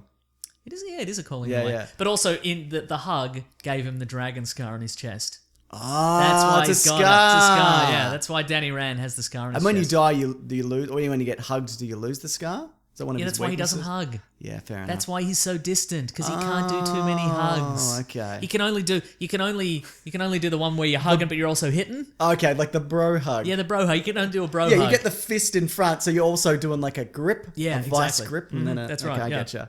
So what does he do with these powers? Does he go and kill that guy? Well, basically, he has to wait 10 years because he's trapped in the city. Oh, because it only appears so often. Yes, Did exactly. you mention that already? Yes, I did. Okay. Yep. I'm listening. Yeah, I understand. But anyway, so the city returns after 10 years, and the Thunder is like, okay, you got two choices. You can remain in the city and become an immortal white man. He's already like, okay, bye, goodbye. Bye, gotta seek revenge now. It's time for revenge.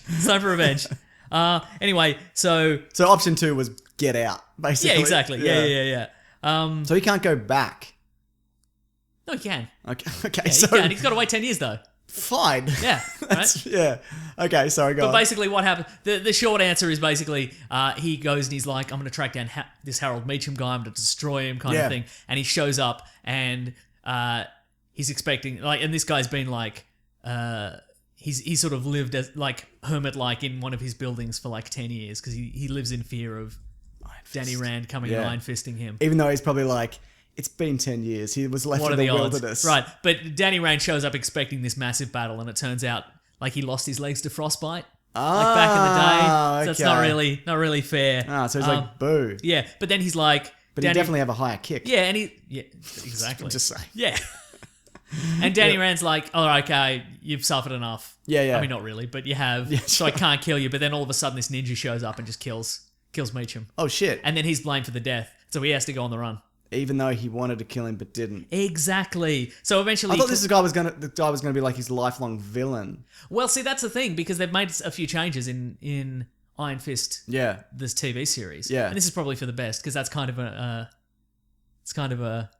what do you call them? Definitive ending? Yeah, it's kind of a disappointing ending there. Yeah. So in this, we've got Harold Meacham as played by Mr. David Wenham. David Wenham. David Wenham. This is the David Wenham voice. I'm the villain in this. Let me tell you a tale. He's good, man. I know. And he's an Australian we know and love. Mm-hmm. Came to prominence in Sea Change. Yep. Remember that show? Yeah. He pushed my dad off a bridge. Did he? No, it's not true. That's good. I'm glad he did. Yeah, right? Yeah. I mean, what a story, though. Yeah. Yeah. You would probably know him from 300. He was in Lord of the Rings. Yeah, for yeah. a bunch of stuff. Yeah. And, okay, so he's going to be around in the series. Yeah. For more than one episode. Exactly, You'd imagine. Yeah. That's what I was going to say regarding the origin of Iron Fist. Yeah. The reason I mentioned Amazing Man earlier on. Oh yeah, what was that? What relevance was that? I forgot to bring it up. So at the time, Iron Fist was created by Roy Thomas, who's best known probably for popularizing Conan the Barbarian in comic books, and art was Jill Kane, who's probably best known for Hal Jordan. Okay. He created Hal Jordan for DC Comics, that Cool. Green Lantern. Anyway, they basically they watched a Gil Kane. Gillum Kane. Yeah, he watched a movie about that. It was like a kung fu movie that contained an element called the Ceremony of the Iron Fist. And he's like, that's a pretty good name. Absolutely, it is. I'll note that down for later. Yeah, I'll steal this. Yeah, and then he's like, wouldn't it be fun if there was a character called Iron Fist whose origin was that he was raised by monks in a mystical city and he learned kung fu? Wouldn't that be fun? And he went to Stan Lee and he's like, I realize we've already got Iron Man. Yeah. But what about Iron Fist? And Stan Lee's like, I love it. What? Because you have to pitch, if you're going to pitch an idea to Stan Lee, you have to pitch it to him as Stan Lee. That's like, what if there was a man and he was raised with kung fu and then he had adventures? So you got to sell it to Stan Lee. And you have to say, I love it. And then he's like, I also love it. Great. Yeah. That's a handy hint if you ever meet Stan Lee. Yeah. Because that's what it would happen. That's what you did back in the day. Absolutely like was. a lot of these it characters. was just putting two words together and then It building was a kind of a mishmash. Yeah, it was like Spider-Man was going to be like, he went through like a variation on bugs until he's like, Yeah, exactly, Spiders, that's I right, love yeah. it, he said. Yeah. Your Stan Lee's better than mine. Well, it's only a 2-horse race ultimately. Yeah, so he's a man who's wanted, presumably. Yeah, and eventually he cleared his name, which we'll probably get into later. And then he decides, well, you know what, I'm stuck in this city for another 10 years minimum. Yeah. I should probably become a superhero. Yeah, why not? Yeah, and his initial series didn't last all that long. Shang-Chi's lasted for like 120 issues. Okay. But his not so much. Yeah. Who knows why? Who does? Maybe it was the costume. It might have been the costume. The story goes that we might not be seeing the costume in the Netflix series. Oh. I'm, which is good. Yes. That I know that now. Uh-huh. Because otherwise, going in, I'll be like, "Where's the costume?" But now, if we get the costume, then I'm like, Pleasantly surprised. So exactly, either yeah. way, I cannot I'm be disappointed. hoping for tracksuit. Mm-hmm. Like the modern interpretation is tracksuit. Yep. But like A velvet tracksuit. yeah, unzipped to the navel, and it's got a big collar. Yeah, kind of absolutely. thing, and then there's just the yellow mask. Yes. I'm excited for that. Yeah. But yeah, so it didn't last that long, and so what Marvel essentially did is they were like, okay, let's pair him up with another character whose book is maybe not doing so well, Right. Because Iron Fist has come from the kung fu movie genre, which is petering out a little bit. Yeah. Let's combine him with a character from the blaxploitation genre, which isn't working out that well. Right. And so they combined him with Luke Cage, Power Man. There's a lot of stories. They still do them now, don't they? Or Yeah. I don't know if there's one running right. There is at the currently moment. one There is running, one. and it's great. Oh, awesome. Yeah, Cool. they've brought back Power Man and Iron Fist Yeah. as a team. Yep. They're reluctantly back together, Right. but it's good fun. That's cool. That's a good combo. Mm-hmm. Now, he has an Iron Fist. Yes. Iron Fist! And you asked earlier, does he have two? Yes, he has 2 Iron Fists. But what's the strength of it? Because I was looking up his power set. Yes. And there's a bit where like he can punch like a door off its hinges or whatever. But there's an issue 300 of the Hulk where the Hulk goes mad. Oh yes. Or just gets mad, and he's rampaging through town, and all the superheroes are trying to stop him, and Iron Fist winds up to Iron Fist him, Yes. and the Hulk catches his fist, Ooh. and in doing so, he like deflects the power back into Iron Fist and knocks him out. Ooh. So he's not like a Hulk level strength. He's more, Correct. so what is he more like a Spider-Man? I mean, he's a man when he's not, because he doesn't always turn it on, does he? No, exactly. Yeah. Yeah. Look, I think it's a focus issue because Right. the idea and this is the second Marvel's second incarnation of sort of magic in the Marvel universe. He can focus his internal energy, his chi. Yeah, sure. And he can sort of, for a variety of effects, he can heal himself. Yep. To some degree. Right. It's mostly for punching through walls. Yeah, well, yeah. Can he focus it into other parts of his body? Like his head? I don't think so. You'd think he could do feet. Iron Head! Exactly. You'd think he would do feet, Yeah. wouldn't you? Yeah, but no, Fist makes sense. It's his name. It's what he's Correct. best at. Yeah, exactly, So yeah. I get that. High kick's not his speciality. Now, the first solo issue, he goes up against Iron Man. That's Is that true, correct? yeah. I actually read that one. Yeah? What do you reckon? It's actually pretty fun. I believe that's from the Chris Claremont, John Byrne run. Right. Who people would probably know best as they did a very celebrated run on X-Men in the 80s. Yep. And people probably know them best now as being very, very wordy. Okay, sure. Like- There is a fair bit of that. I mean, you could bear in mind that's a comic from the 70s. Yeah. But it's a bit of fun. He goes to investigate a murder in one of Iron Man's facilities, and then no, who's he after? I can't remember, an informant or a murder. I can't remember. Anyway, there's a And the murder. security, I hope there's a scene where a security guard puts the flashlight on him, and he's like, "Who are you?" And Iron Fist's like, "I'm Iron," and the guard's like, "Continue." Good so far. Fist. Oh, I'm throwing the alarm. I don't believe there is a moment like that, but no, it is a lot of fun, and because he goes up against there is a murder committed. That gets pinned on him. Yes. Which seems to be a thing that happens quite a bit. And then he goes toe to toe with Iron Man because they're in a facility that could explode easily. Tony Stark can't use all of his kind of rockets and whatnot. He can't use his weird rocket skates Exactly. that he had on his suit in the 70s. That's right. He can't use the nose that he had on his suit for a while. So it's a bit of a punch up. So Iron Fist doesn't exactly get the answers that he wants. So he goes to leave and they shake hands and Iron Man's like, "I'd love to help you, but I won't. I got my own thing going on." And then it's like, see issue whatever of Iron Man. It's one of those situations. So yeah. I'm going to say, having not read that issue, I'm going to say if you go to that particular issue, it's just him drunk. It's the 70s. Yeah, sure, yeah. Yeah. That was It's just him staring at a wall and he's got a vodka bottle in his That's lap. exactly it. Not today. Nah. Yeah. Yeah. So I don't know what Iron Man was up to, during that time, but he was obviously occupado, Yeah. which is French for occupied. What's another story that you enjoy? Okay, my favorite Iron Fist. It's an Iron Fist and Power Man story, but it's more Iron Fist towards the end. This is my favorite one. Yeah. So it's called The Day of the Dreadlocks. Okay. Locks is spelled LOX. So is it like a cyborg, like a dreadlocks, or is it actual dreadlocks? It's more the first one. We'll get it. So basically, it's very strange. It's Power Man and Iron Fist 79. So if you want to track it down, it's probably on Comixology Sure. or what have you. I will Google it right now. Please. So basically, it starts at a Power Man and Iron Fist go to a Broadway play called Day of the Dreadlocks. Love it. First thing to note, they're both in costume. They're not in civvies. They've gone in costume. And it is a play. Okay, I don't think Luke Cage isn't that's not a costume. That's just how he dresses. Oh, with from the that tiara. era. Yeah. The tiara and the open blouse. I think Yeah, that's you're just how probably he right. was. The yellow boots. But Iron Fist is definitely a costume. And he's wearing the mask. Yeah. And he's got the big capelet. That must be thing. great for the person sitting directly behind Yeah, exactly. him. Down in because he can't because the head's there. Yeah. He can't look left because he's got a big Just a wedge sticking out of it. wedge inside. Yeah. Okay. So basically, they go into this play because their friend Bob Diamond, Yeah, sure. who is like Marvel's Chuck Norris. Yeah. He's also like a 70s kung fu guy.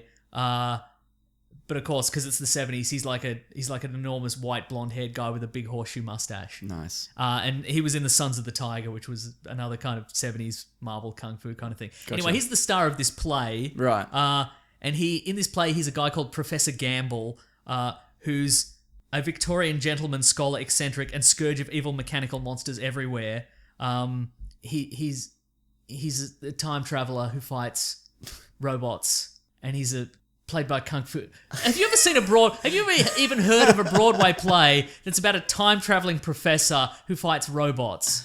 Not a Broadway play. I'm familiar with a series about a time traveling That's professor. not the issue. That's not what I'm asking. I don't need any answers in that regard. No, I've not.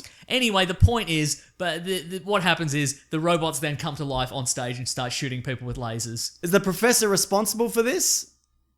Bob Diamond. Yeah. No, he's like, Luke Cage and Iron Fist, it's very convenient you're both here and in costume. Can you investigate this? And Luke Cage is like, this is a fake problem. You've made this is fake news. Very sad. This is some sort of publicity stunt. You're trying to trick us. I won't have it, kind of thing. And Bob Diamond's like, no, man, I'll hire you to stop this, kind of thing. Right. And Iron Fist is like, no. Is he already revealed that he's a time traveler, or has that come later? No, we haven't seen him yet. Oh, okay, This is Bob Diamond as he's acting. Oh, okay, sorry. Do you not know what acting is? No, I thought the guy, the time traveler, was also playing a version of himself on stage. No. Okay. Okay. I'm with you. Yeah, but anyway, Luke Cage is like, no, let's trust our trustworthy friend Bob Diamond. With a name like that, why wouldn't you trust him? You know what I mean? Good as gold. Yeah. Anyway, diamonds. Sorry, go on. Thank you. Anyway, they step foot out of the theater, and all of a sudden they're getting shot at with more lasers. Oh, no. They have to run for cover, and they're like, okay, well let's go back to the theater. Sure. Let's check out this theater, and it turns out that the robots playing the dreadlocks Yeah. are actual dreadlocks. They're actual killer robots whose catchphrase. Guess what the catchphrase is? Kill. Incinerate. Oh God. Incinerate. Really? Yes. Really? Yep. Okay. Yeah, it's pretty solid, right? Anyway, they decide to incinerate the heroes. Yeah. And the heroes are outgunned by these floaty, weird, Are rubbish they trash can shaped? Trash can shaped So robots. they're the Daleks. They're the Daleks in almost every way but name. From a legal standpoint, strictly speaking, they are not the Daleks. They're the dreadlocks. I apologize. Anyway, they're like, okay, let's get out. So Iron Fist and Power Man are like, let's get out of here. And so they duck into the nearest bookshop. Oh, very good. And in the bookshop, Let's do some light reading. exactly in the bookshop, they meet Professor Gamble, who Okay. is like, what are you doing? And they're like, this bookshop looked a whole lot smaller on the outside. Why is it so big? Oh, God. Why is it so big on the So he's got a inside? time traveling bookstore. Why is it so big in here? But it's Does the bookstore stand independent of the rest of the build? Like, is it not? no, it's in the building. Okay. Yeah. Well, that's pretty good. It's I actually guess. kind of funny. Yeah. There's a panel where he's like, Luke Cage is like, don't go telling me the place is bigger inside than it is out. And Gamble's like, I won't. After all, if you won't accept the evidence of your own senses, I could hardly expect to take the word of a complete stranger. Yeah, that's good. That's a good line. I like that. Yeah. Anyway, so it turns out that Professor Gamble wrote his own play. By sheer coincidence, they've happened to go into the bookshop of the man who wrote the play based on his own experiences as an actual time-traveling man who fights robots. Sounds like destiny to me. Doesn't it, though? Yeah. So you're on board so far, right? I'm absolutely 100% on board. This is a solid story, right? And so they're like, okay, Gamble's like, look, okay, we can defeat these guys. We've got to get somebody in the headquarters. Sure. And Power Man like puts his feet up and he's like, this is on you, Iron Fist. Get in there. You're the sneaking about guy. I'm just going to be right here. I got a cup of tea. You're the one that turns into a green cloud, yeah? That's you. Exactly, right? Anyway, so he uses his powers of the Orient to sneak in Nice. into the abandoned building, because it's always an abandoned building. Yeah. If it's a Luke Cage and Why or did he Power... sneak in if it's abandoned? There's dreadlocks. Oh, okay. So it's not literally abandoned. No, there's Okay. there's villains. Gotcha. Villains. Good. But yeah, if it's a Luke Cage and or Iron Fist story, Yeah. the finale's in an abandoned building. Very true. Yeah. Anyway, it turns out the reason they're in there, their time machine doesn't work. Like their time machine malfunctioned, and they needed Professor Gamble to get in there, fix it, so they can go out and incinerate everybody. Sure. Again. Okay, I gotcha. Right. What happens is Iron Fist goes in this abandoned building, and he realizes that because the dreadlocks don't know what Professor Gamble looks like currently. Oh, Why do you think that is? okay. Why do you think they don't know what he currently looks like? A series of masks. It's probably a series of masks, masks and so it moustaches. turns out what they've done is they've kidnapped Bob Diamond because he was portraying Professor gotcha. Gamble in the show, and he's like, I made that same mistake also. Yeah, exactly. That's an right? easy mistake Easy to make. mistake to make, right? And he's like, I don't know how to fix. I don't know what you're talking about. Yeah. I didn't think this was real until 10 minutes ago. So basically, Iron Fist punches his way through the wall, and he gets in there, and he smashes them all to pieces. And while the kung fu is happening, Professor Gamble sneaks in, like jerry rigs their time platform and starts it up, and they all like blink out of existence. Nice work. Yeah, exactly Professor Gamble. right. Yeah. Does Iron Fist get a prize? No. Any kind of I don't know, I was going to say recommendations. Does he get any good book recommendations? Out of No, this? because the whole thing disappears. Wait, Everything goes. The bookshop, everything. So even the professor, Yeah, they're he all just gone. bails. Just bails, empty lot. And the cops show up and they're like... so many questions. There's just a panel of literally every character in the show, in the issues scratching their head going, I don't understand what happened. That's amazing. Yeah. I think he made maybe one more appearance in like an issue of the Avengers. It turns out that Professor Gamble, in the Marvel Universe, there's something called the Time Variance Authority. Right. And they're like a group of people, all of whom have a very quite long-lived and have special powers. Sure, yeah, and each have a time machine. Yep. And they travel about the universe fixing problems in the time stream. And it turned out Professor Gamble stole one of their time machines. And he went rogue. And This is where we're at. Yeah. But also, it turns out he's a But rogue Iron member Fist there. and Luke Cage forever would have been, what was that? Yeah, right? What happened? That- They'll never know. Exactly. That's gonna Because presumably Doctor Who doesn't exist in this universe. Like, Yeah, as a media, like, is he on television? well, he kind of does exist in the Marvel Universe. Like, has he been in it? Yeah, he's the centerpiece of the Marvel Universe is Death's Head, Yeah, right. gigantic robot bounty hunter, Yeah. who has teamed up with the Fantastic Four, the Avengers, the Doctor from Doctor Who, the Transformers. Which Doctor from Doctor Who? Sylvester McCoy, 7. Celery guy? No, that's 5. That's Peter Davison. 7 mostly wears white. He's got a Cricket vest? Cricket vest, and he's the one with the most question marks. He's got the umbrella with the question mark on the end. Anyway, he had a punch on with Death's Head once. Nice. What can I say? Doctor Who's not really a punchy guy. I guess Death's Head just brings it out in people. Exactly right. Well, that sounds great. What issue Yeah. was that? It is on Comixology. I do have it in Yeah, front there of me. you go. 79. That's good. Please get that. How much is it?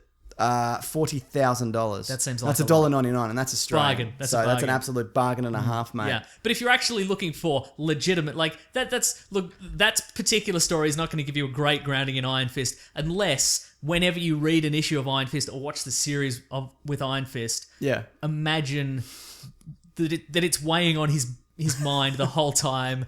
That time he met a weird, cheap knockoff of Doctor Who, and he never knows what happened. Like, watch Marvel's Iron Fist on Netflix, and just imagine every frame of it. He's just punching ninjas, and he's punching holes through doors, and he's fighting for his life. And the whole time he's thinking, what happened to that guy in time travel? What happened to the bookshop? Yeah. I was going to get a book. I was going to get The Secret, and then I had my own. I was going to buy it, and then the whole thing disappeared. I'm very confused. Blinked out of existence. yeah. That's incredible. Yeah, but I love it. what about some serious recommendations? Sure, okay. Well, there is the Immortal Iron Fist, which Yes, is a there's favourite. 2 volumes of that. Yeah. Occasionally, it's free on Comixology. The first volume, I got it for free. There's got to be some deals going on at the moment. Yeah, or right. leading up to this, yeah. Yeah, but you want it? There's 2 volumes, so it's you know what? I can't remember. But the point is, it's Ed Brubaker and Matt Yeah. Fraction writing it, and it Great fills, combo, man. It fills Yeah. in, and it's great art from somebody the name of which I can't recall. But it is it really fills in the backstory. Again, it emerges that Danny Rand was not the first Iron Fist. Is that how it starts from memory? Does it open with that? Like Yes, a it does. previous Iron Fist? Yes, it From does. like He's the 30s or from something? the 30s, yeah. Yeah. Who has iron fists and also a gun. Yeah, well, yeah. You would, wouldn't you? Yeah, absolutely. Yeah. Can he run out of Iron Fist?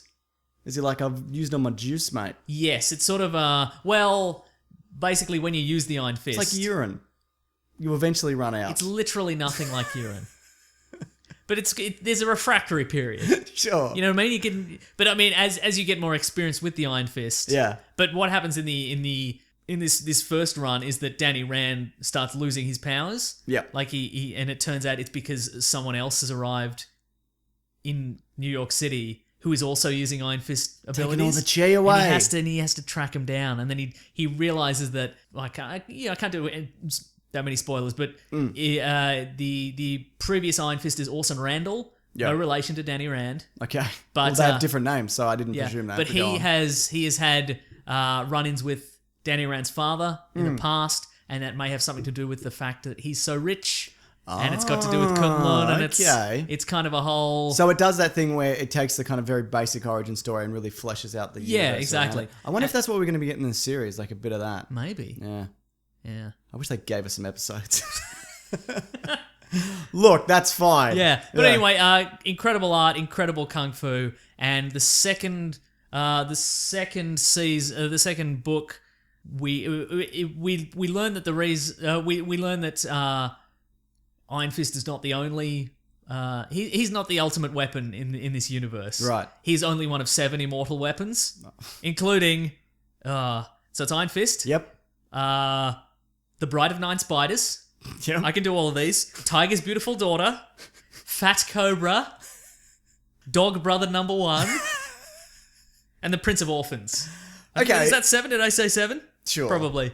And Iron Fist. There you go. Dog Brother number 1. But it turns out that each of these represents one of the mystical cities. It turns out there's 7 mystical cities. Cool. And Kind of like the Sanctum Sanctorum, so there's a bunch of them. Yeah, a across little the bit. globe. Yeah. And it's and it turns out that as several decades have passed, Iron Fist now has to participate in a martial arts tournament. Mortal Kombat style. Mortal Kombat style against the remaining 7 immortal weapons. Very good. 6 immortal weapons. 6 immortal weapons. Uh-huh. Does he often come out on top? Well, you have to read it to find out. Nah. Okay. No, I will. He mostly comes out on top. I now. have it. I bought it, but I it's haven't. good. I'm working through it.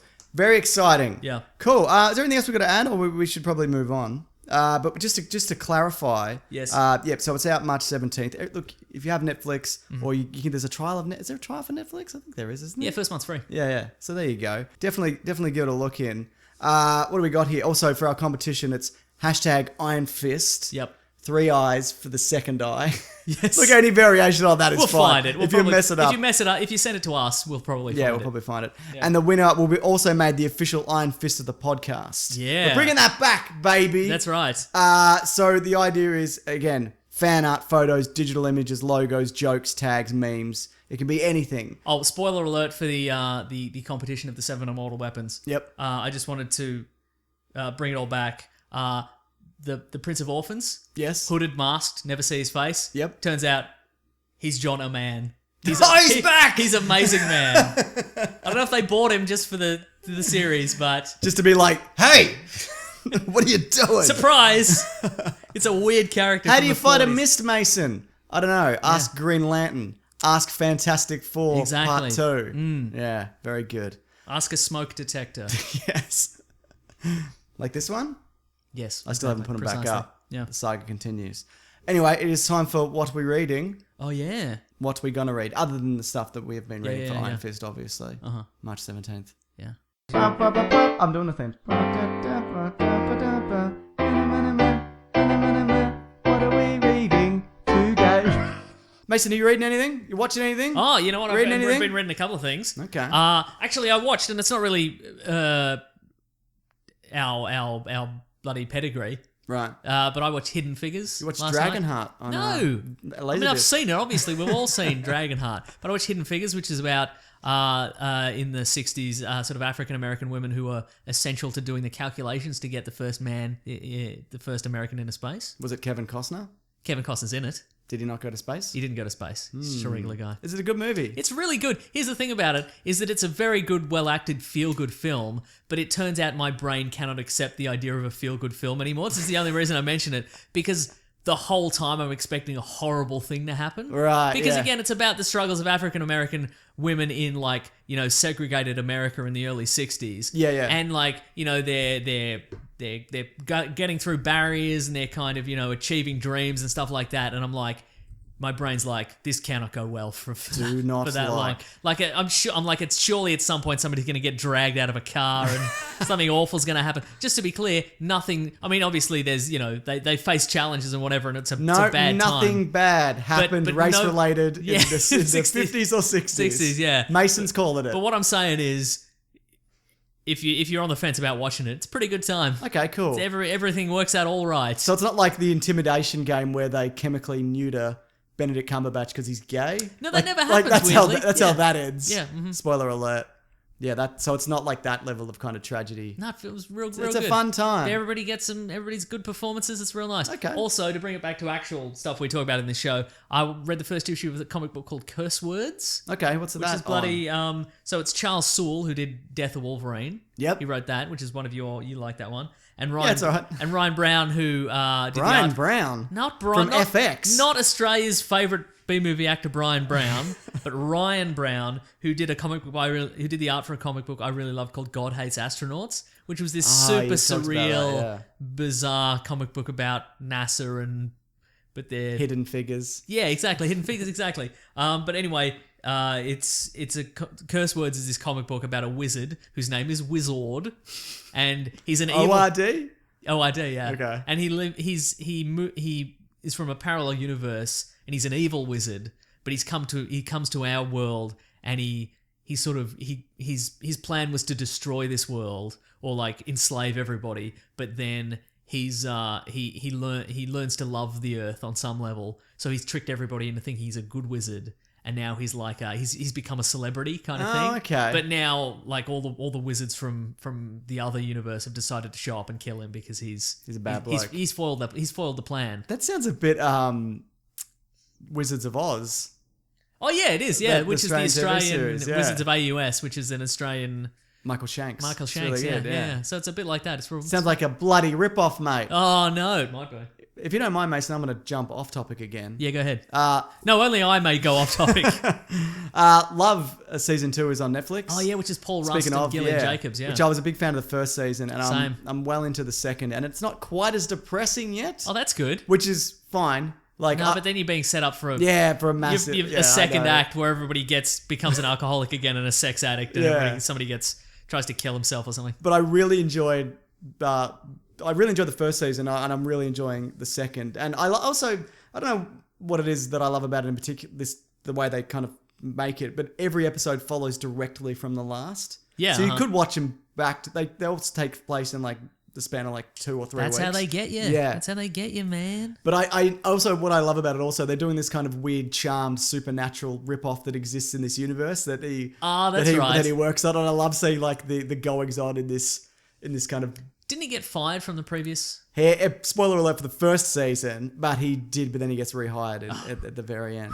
Release. And there's a little bit of kind of fallout from that, and Because in the previous one, because he was like in the he was a the teacher. tutor. He was the tutor for the child Yeah. actor, and then he sneaks his way into the writer's room, and then he ruins his chances. Right, Correct. But now he's back in somehow. He's back in a big way. Ooh, love it. Also, Legion continues to be amazing. Right. So I should get on that. just I keep should really, watching yeah. it. It gets better every week. Nice. Or no, it's the same every week, Uh-huh. but it builds upon the narrative every week. Okay, and cool. the mystery is kind of unfolding, but there's still a bit of uncertainty about what's happening. Does he have? Okay, here's the thing. You don't have to spoil it if you don't want to. But does he have more cool powers? I will spoil as many things as I want, Mason. Yes. Nice. Tell me about it after the show. Absolutely. No, you should watch it. Okay, I'll watch it. I won't tell you nothing, mate. Nice, good. That's a mark of a good friend. I demanded you spoil it for me, and you said no. I just can't be bothered. Believe me, I'd love to ruin your day, Mason. I'm I taking just it as a don't have the compliment time. anyway. I love it. Good on you. You're my best mate in the world. Shut up, all right? Just play the letters thing. Oh, it's best mates always tell each other to shut up in a fun, joshing way. That wasn't what this was. Yeah, This is a no. legit shut up. You're having a bit of fun. Mates are razzling mates. It's always good, isn't it? Yeah, I love it. Yeah. Got that theme? I'm ready because it's time for another let's theme. do it, yeah. So it's time for letters. We're doing letters. We are. Letters. The classic one was letters, oh letters, we love you. Some letters, they're only a day away. Hang on, they're here right now. We're gonna do letters. I realized I'm one tweet down. Oh, so I'm just gonna okay, go right. through. Do you want to hear my letter? Yeah, I'll hear a letter. Okay, so here in this letter, How do people get a letter to us? they can go to weeklyplanetpod@gmail.com. They go to that address, do they? They go to that address. You're yes. a real dumbass, Mason. I reckon if know you that? went to your browser and you typed in weeklyplanetpod@gmail.com, it would open up your mails thing. or your else, app. and you can just go You through can with just your read it. leisure. Yeah, that's a good point, actually. Yeah. Anyway, so for this particular letter, Right. I'm going to bring back a much loved segment of mine, which we haven't done recently, which is our segment Dave Croulier. Yes! Which is a segment in which our listeners email in and tell us about a time that Dave Coulier, former star of Full House, and the subject and current star, and the subject of the Alanis Morissette song "You Ought to Know," but not really. It turns out. Oh, okay, interesting. Well, anyway, our listeners email in and tell us a time that Dave Coulier was mean to them. Yes. Because apparently that's his thing. So this is Kyle Adas. He's a big fan, which is very nice. It says, He's listened to every episode. He started listening to the shows in May of last year, but he's since listened to every episode, including the ones with a varying quality. How dare you? No, he's correct. That doesn't exist, surely. He bloody loves it. Anyway, in 2004, his family was at the Navy Pier in Chicago, and he heard that Dave Coulier was signing autographs of his headshots for $1. How exciting. Sounds great, right? Sounds like a bargain. They waited in line because his sister was a huge Full House fan. When he got up to Dave, he said the price was now $5. Being confused, my dad asked why the price had gone up, and Dave gave a very judgmental look and said, because I effing can, all right? He didn't say effing, though. He said the rude one. Oh, he said effing. Do you want the autograph or not? He says, he gave the judgmental look to his stepmother, who was from Lebanon. And he says, I don't want to say it's because he's racist, but that's definitely why. That's a big assumption. Big assumption. Look, he may be a racist. I don't know that for a fact, but we do know that he is an asshole. Absolutely. That's indisputable. Yeah. Sure. So, great. Can he be the official person of the podcast? Yes, you may. I think so. Yeah. Nice. Absolutely. Anyway, thanks, Kyle. That's what we like to hear. If anybody else has some... Look, and I think since the last time we've done our famous segment, Dave Coulier, a segment in which people emailed in to tell us about the time that Dave Coulier from Full House was mean to them. Yeah. I think our reach has increased. So if anybody else has some stories about Dave Coulier being mean to them, and I'm sure they do, please email in and let us go. Hit us bloody up, Hit us mate. up. You got some tweets there? I do. Hang on. Here we go. This is a good one. This is from the Fresnerd Oh, yes. on Twitter. #WeeklyPlanetPod. Send us a tweet. Use that hashtag. Weekly Planet And then Pod. we'll definitely read it out on the show. Nice. Not for sure, though. I mean, less likely than more likely, I would say. Yeah. What are some classic / great movies that you've never seen? Oh, most movies. I thought you were going to say Moby Dick. No, it's in Moby Dick. Which, I've seen Moby Dick. Yeah, It's not really a classic, though, is it? The book's good. I've never seen Top Apparently. Gun. Really? Never seen Top Gun. Can I be the guy who's like, what? Yeah, that's what this segment is for. Have you seen Days of Thunder? No, wait. It's NASCAR. Not in its entirety, no. Okay, good. Yeah. Top Gun's fine. But that's the thing, like Top Gun, I'm aware of the entire plot of Top Gun Yeah. from parodies of Top Gun. So I Sure. don't need You've to see seen it. Hot Shots. I've seen Hot Shots Part 2 Yeah. and Hot Shots Part 1. I've never seen The Godfather 2. Yep. Mm-hmm. What else haven't I seen? As we already know, I've never seen a Disney film, apparently. Yeah, apparently not. Mm-hmm. Classic movies you must watch. I'm putting that good. into- Okay, let's go through a list of... Okay, that's a good idea. Yeah. And I'll tell you. I have a real gap for like De Niro, Pacino crime movies from like the 70s and 80s. Sure, yeah. So Like I haven't seen Serpico. Scarface, haven't seen Serpico. Mm-hmm. Like, because I feel like I've seen movies since then that have done them worse. So if I go back, I'll be like, I've seen a version of this. Yeah, Even yeah. though back in the day, I'm sure that was like the best version of it. Do you That's know all what I mean? they had. It's all they bloody had. I've never seen Jackie Brown, I don't think. That's no, a I'm good fairly certain I haven't. Mm-hmm. I've never seen Is that on a list of essential films? No, I just saw I saw Pulp Fiction, but Oh, I'd seen right, Pulp okay, yeah. Fiction. Okay. I've never seen Legends of the Fall. What is this list? You've made this list I'm up. just looking through pictures here, mate. Jeez. Is there a list there? I've never seen a bunch of those like Singing in the Rain, like early kind of, like golden era of musicals. Okay, yeah, 'Cause I don't generally like them. Okay, Like yeah. I love a musical, you know that. Yeah, But I just don't want to watch a man tap dance for 8 minutes. That's fair. I don't give a fuck. You know like what? I know it's No, that's amazing, true. but I don't Yeah, care. I love a Fred Astaire film, I'll tell you what. Okay, I enjoy good. it. You know, if you haven't seen any of that stuff, just go on YouTube, look up the Nicholas Brothers. Yeah. They are just phenomenal dancers. Okay. Like in that whole situation. I've never seen West Side Story, but I have seen a musical of it, a kid's musical of it. Yes. It was bad. Great. I've never seen Field of Dreams. Uh-huh. What else? What have you not seen, Mason? I've never seen Grease. Okay. Have you seen Grease 2? I've not seen Grease 2 Cruise Control, no. I was watching, what was I going to say? The O.J. Simpson show earlier this week. Oh, yes, uh-huh. That's a crazy story. But just looking at John Travolta's face, what he looks like now and what he looked like in Grease, Yes. insane. Yep. Now, you were saying, despite the fact that you hate John Travolta and everything he stands for, that you're quite enjoying his performance in that. Yeah, he's good. Yeah, I feel like if he wants to, he can do a good thing. But more often than not, he'll just do some piece of shit. Have you seen Citizen Kane? No, I haven't actually. Okay, I've seen Citizen Kane. Okay, what else? Pretty good. Have you seen Apocalypse Now? No, I haven't. It's a good one. That would have been a good primer for. Yeah, I know. for But I'm kind of, Kong it's one of those Skull things where I'm aware of what happens in it. I know who's in it. I know. 2001: A Space Odyssey. Yeah, I've seen that. Yep. You can give that a miss. I've never seen The Lost Boys. Sure. Yeah. Well, I've seen bits and pieces of it. Yep. Yeah. I haven't seen all those like classic Hammer movies. Yeah. Like the horror films. Yeah. Yeah. Everything we're naming here, Yes. like, is someone's favorite thing. And Absolutely. Have you seen Chinatown? Chinatown is legit good, even though I've the not director's a very bad bloke. Yeah, he's such a bad shame. bloke. Yeah. And the sequel's not good though. Is that right? Raging Bull. Have you seen Raging Bull? I don't think I have. Okay. Yeah. You seen Raging Bull? Yes. Taxi Driver. Yeah, I've seen Taxi Driver. Okay, cool. Yeah, I like it. nice. Yeah. There you go. See, this is a list of stuff, and it's got Doctor Strangelove, right? Right. Which is classic. I've film, never but seen it's- Clockwork Orange. but it's also got The Social Network. I feel that's not an essential. not the same film. thing. Not the same I thing. think you got to no. give it some time. Yeah, You know what I mean? Give it Yeah. a bit of a bloody breather, mate. Jaws. Yeah, I've seen Jaws. Okay, right, cool. Good man. Pretty good.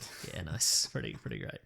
Anyway, we could list things all night. We certainly could. And we will. No, because a lot of the stuff that I kind of watched growing up was like your kind of classic war movies, Yep. maybe some classic westerns thrown in. I missed a lot of like, I've seen like Casino, but I don't remember it. I remember Yep. liking it. I've seen one of The Godfathers, the first one. I don't know if I've seen the one where Sean Connery says, if you bring a knife, bring a bigger The knife. Untouchables. Yeah, I don't know if I think I've seen the scene on the stairs. Yeah, Or maybe I've kind of like been in and out of the room when someone's watching it. Maybe you've seen some stairs. Maybe I And you're have like, seen imagine some if something stairs. were happening on these stairs. Yeah. I don't feel like I've seen like a lot of like the horror movies of the 80s, like all the Halloweens and all the... Nightmare on Elm Street. I feel like though I've watched a lot of like Cinemassacre, James Rolfe. Yeah, sure, So I've watched sure. a lot of his retrospectives. So I'm like, that's close enough. Yeah. Yeah. That'll do it? That'll do it, yeah. I got another tweet though. Every week, let's list a film we haven't seen, and then the other person can be like, oh my god, I can't believe you haven't seen it. I'll stand by me. I've seen that. It's good. Mm-hmm. All right. Should Deadpool 2 be purpose? Oh, this is from Ben Jennings. Be purposefully made with continuity errors. # Weekly Planet Pod. Well, I mean, it's going to be inevitable. Yeah, I say yes. Yeah. Maybe not purposefully, but just be like, just do whatever. Do whatever it takes to make the best version of that movie. I don't think, I mean, the first one was all about that. Like, the first one was, why are you the only two X-Men I keep dealing with? Why can't I go inside the X-Mansion, etc. Like, Yeah. he was, he mentioned I don't know which version of Professor X I'm going to be dealing with. Yeah. That kind of thing. Yeah, I don't think they're going to care. I think they'll do whatever they need for the joke. For the joke, for the laughs. You're right. For the laughs. And we still haven't got a cable yet. We'll have to see. Yeah. I think that's the show, though. Do you mind? No, I don't mind at all. Okay, then. Yeah, nice. Where can people find us? Oh, they can find us on Weekly Planet Pod at the aforementioned Gmail and Yeah. Facebook and Twitter and Bandcamp. Yep. Mm-hmm. What else? If people would still like us to do a X-Men Origins Wolverine commentary, let us know. God. I reckon it'll be refreshingly fun. All right. Yeah. Look, Not the movie. The movie's going to be real bad. But I think we've had enough distance because I think the first time that came out, I was relying on that being a good film. Oh, it would have okay. been like yeah. I would have been like, oh, this is going to be another good film. It but broke you a little. Yeah, didn't but it? I think now there's been so many decent to excellent comic book movies that I Yeah. can go back and be like, this one was terrible, but who cares? Yeah, that's right. I think yeah. so. I reckon I can go back with that and enjoy it. So Fox yeah. have like bottomed out and recovered and bottomed out and recovered 5 or 6 Exactly. times since then. So Yeah. it's all fine. Yeah. Also, let's see. I'm at Wikipedia Brown on Twitter. I'm at Mr. Sunday Movies. If you would like to support the show in some way, first you could maybe subscribe to the Loot Crate. That's a great Yeah, that option. definitely helps out. But you could also go to patreon.com/Mr. Sunday Movies, chuck in $1 a month or whatever you like. Chuck in $1 a That'd be month. pretty great. We've got an Amazon affiliate link. Yep. In the episode description, you click on that, you can go through, you can buy bloody As many things Peter as you Jackson's King Kong on 4K restoration. want. Don't do that. Buy literally anything else. Just buy whatever you're going to buy on Amazon anyway, and it's the same price. We get a kickback somehow. Yeah. Isn't that crazy? I think so. It's madness. It's madness. Mm-hmm. It's madness. madness. Next week, something out this week. Iron Fist. Oh yeah, We're right. going to talk all about Iron Fist. We're because we gonna haven't bloody seen it get yet. into it. Yeah. Yeah, but it's going to be very interesting how that all turns out. Yeah, right. Yeah, because I feel like some of the issues that I've heard about it, I don't feel like are actual issues. Oh, I see. Yeah, but anyway, we'll talk about it next week when we've actually seen it. Yeah, that'd be great. All right. Yeah. Oh, by the way, I found some. I showed you this. By now, I've done a Logan deleted scenes video, I got some exclusive kind of concept art from some of the people that's who right. I worked saw on that. it. Yeah. Yeah, so that's coming together. I'll link So that many below. outfit options. You better believe it. They gave me some interesting information as well about some scenes that weren't in it, and I cobbled together some other stuff that I'd read on the internet. So it's probably worth checking out if you enjoyed the movie and see what else kind of wasn't in it or was being considered but then wasn't. Yeah. But somebody tweeted at me this week and they were like, "There's a deleted scene that mentions X-Men 3, so X-Men 3 is in continuity in that film." No, it's a deleted scene. Incorrect. Doesn't count. Yeah. Doesn't count. In your face, person who said guy. that. In your face guy who was nice enough to tweet at me. Suffering your jocks, mate. All right. That's the show, I reckon. Thanks for listening. Grab that gem, you guys. We'll see you next week. Bye. Bye.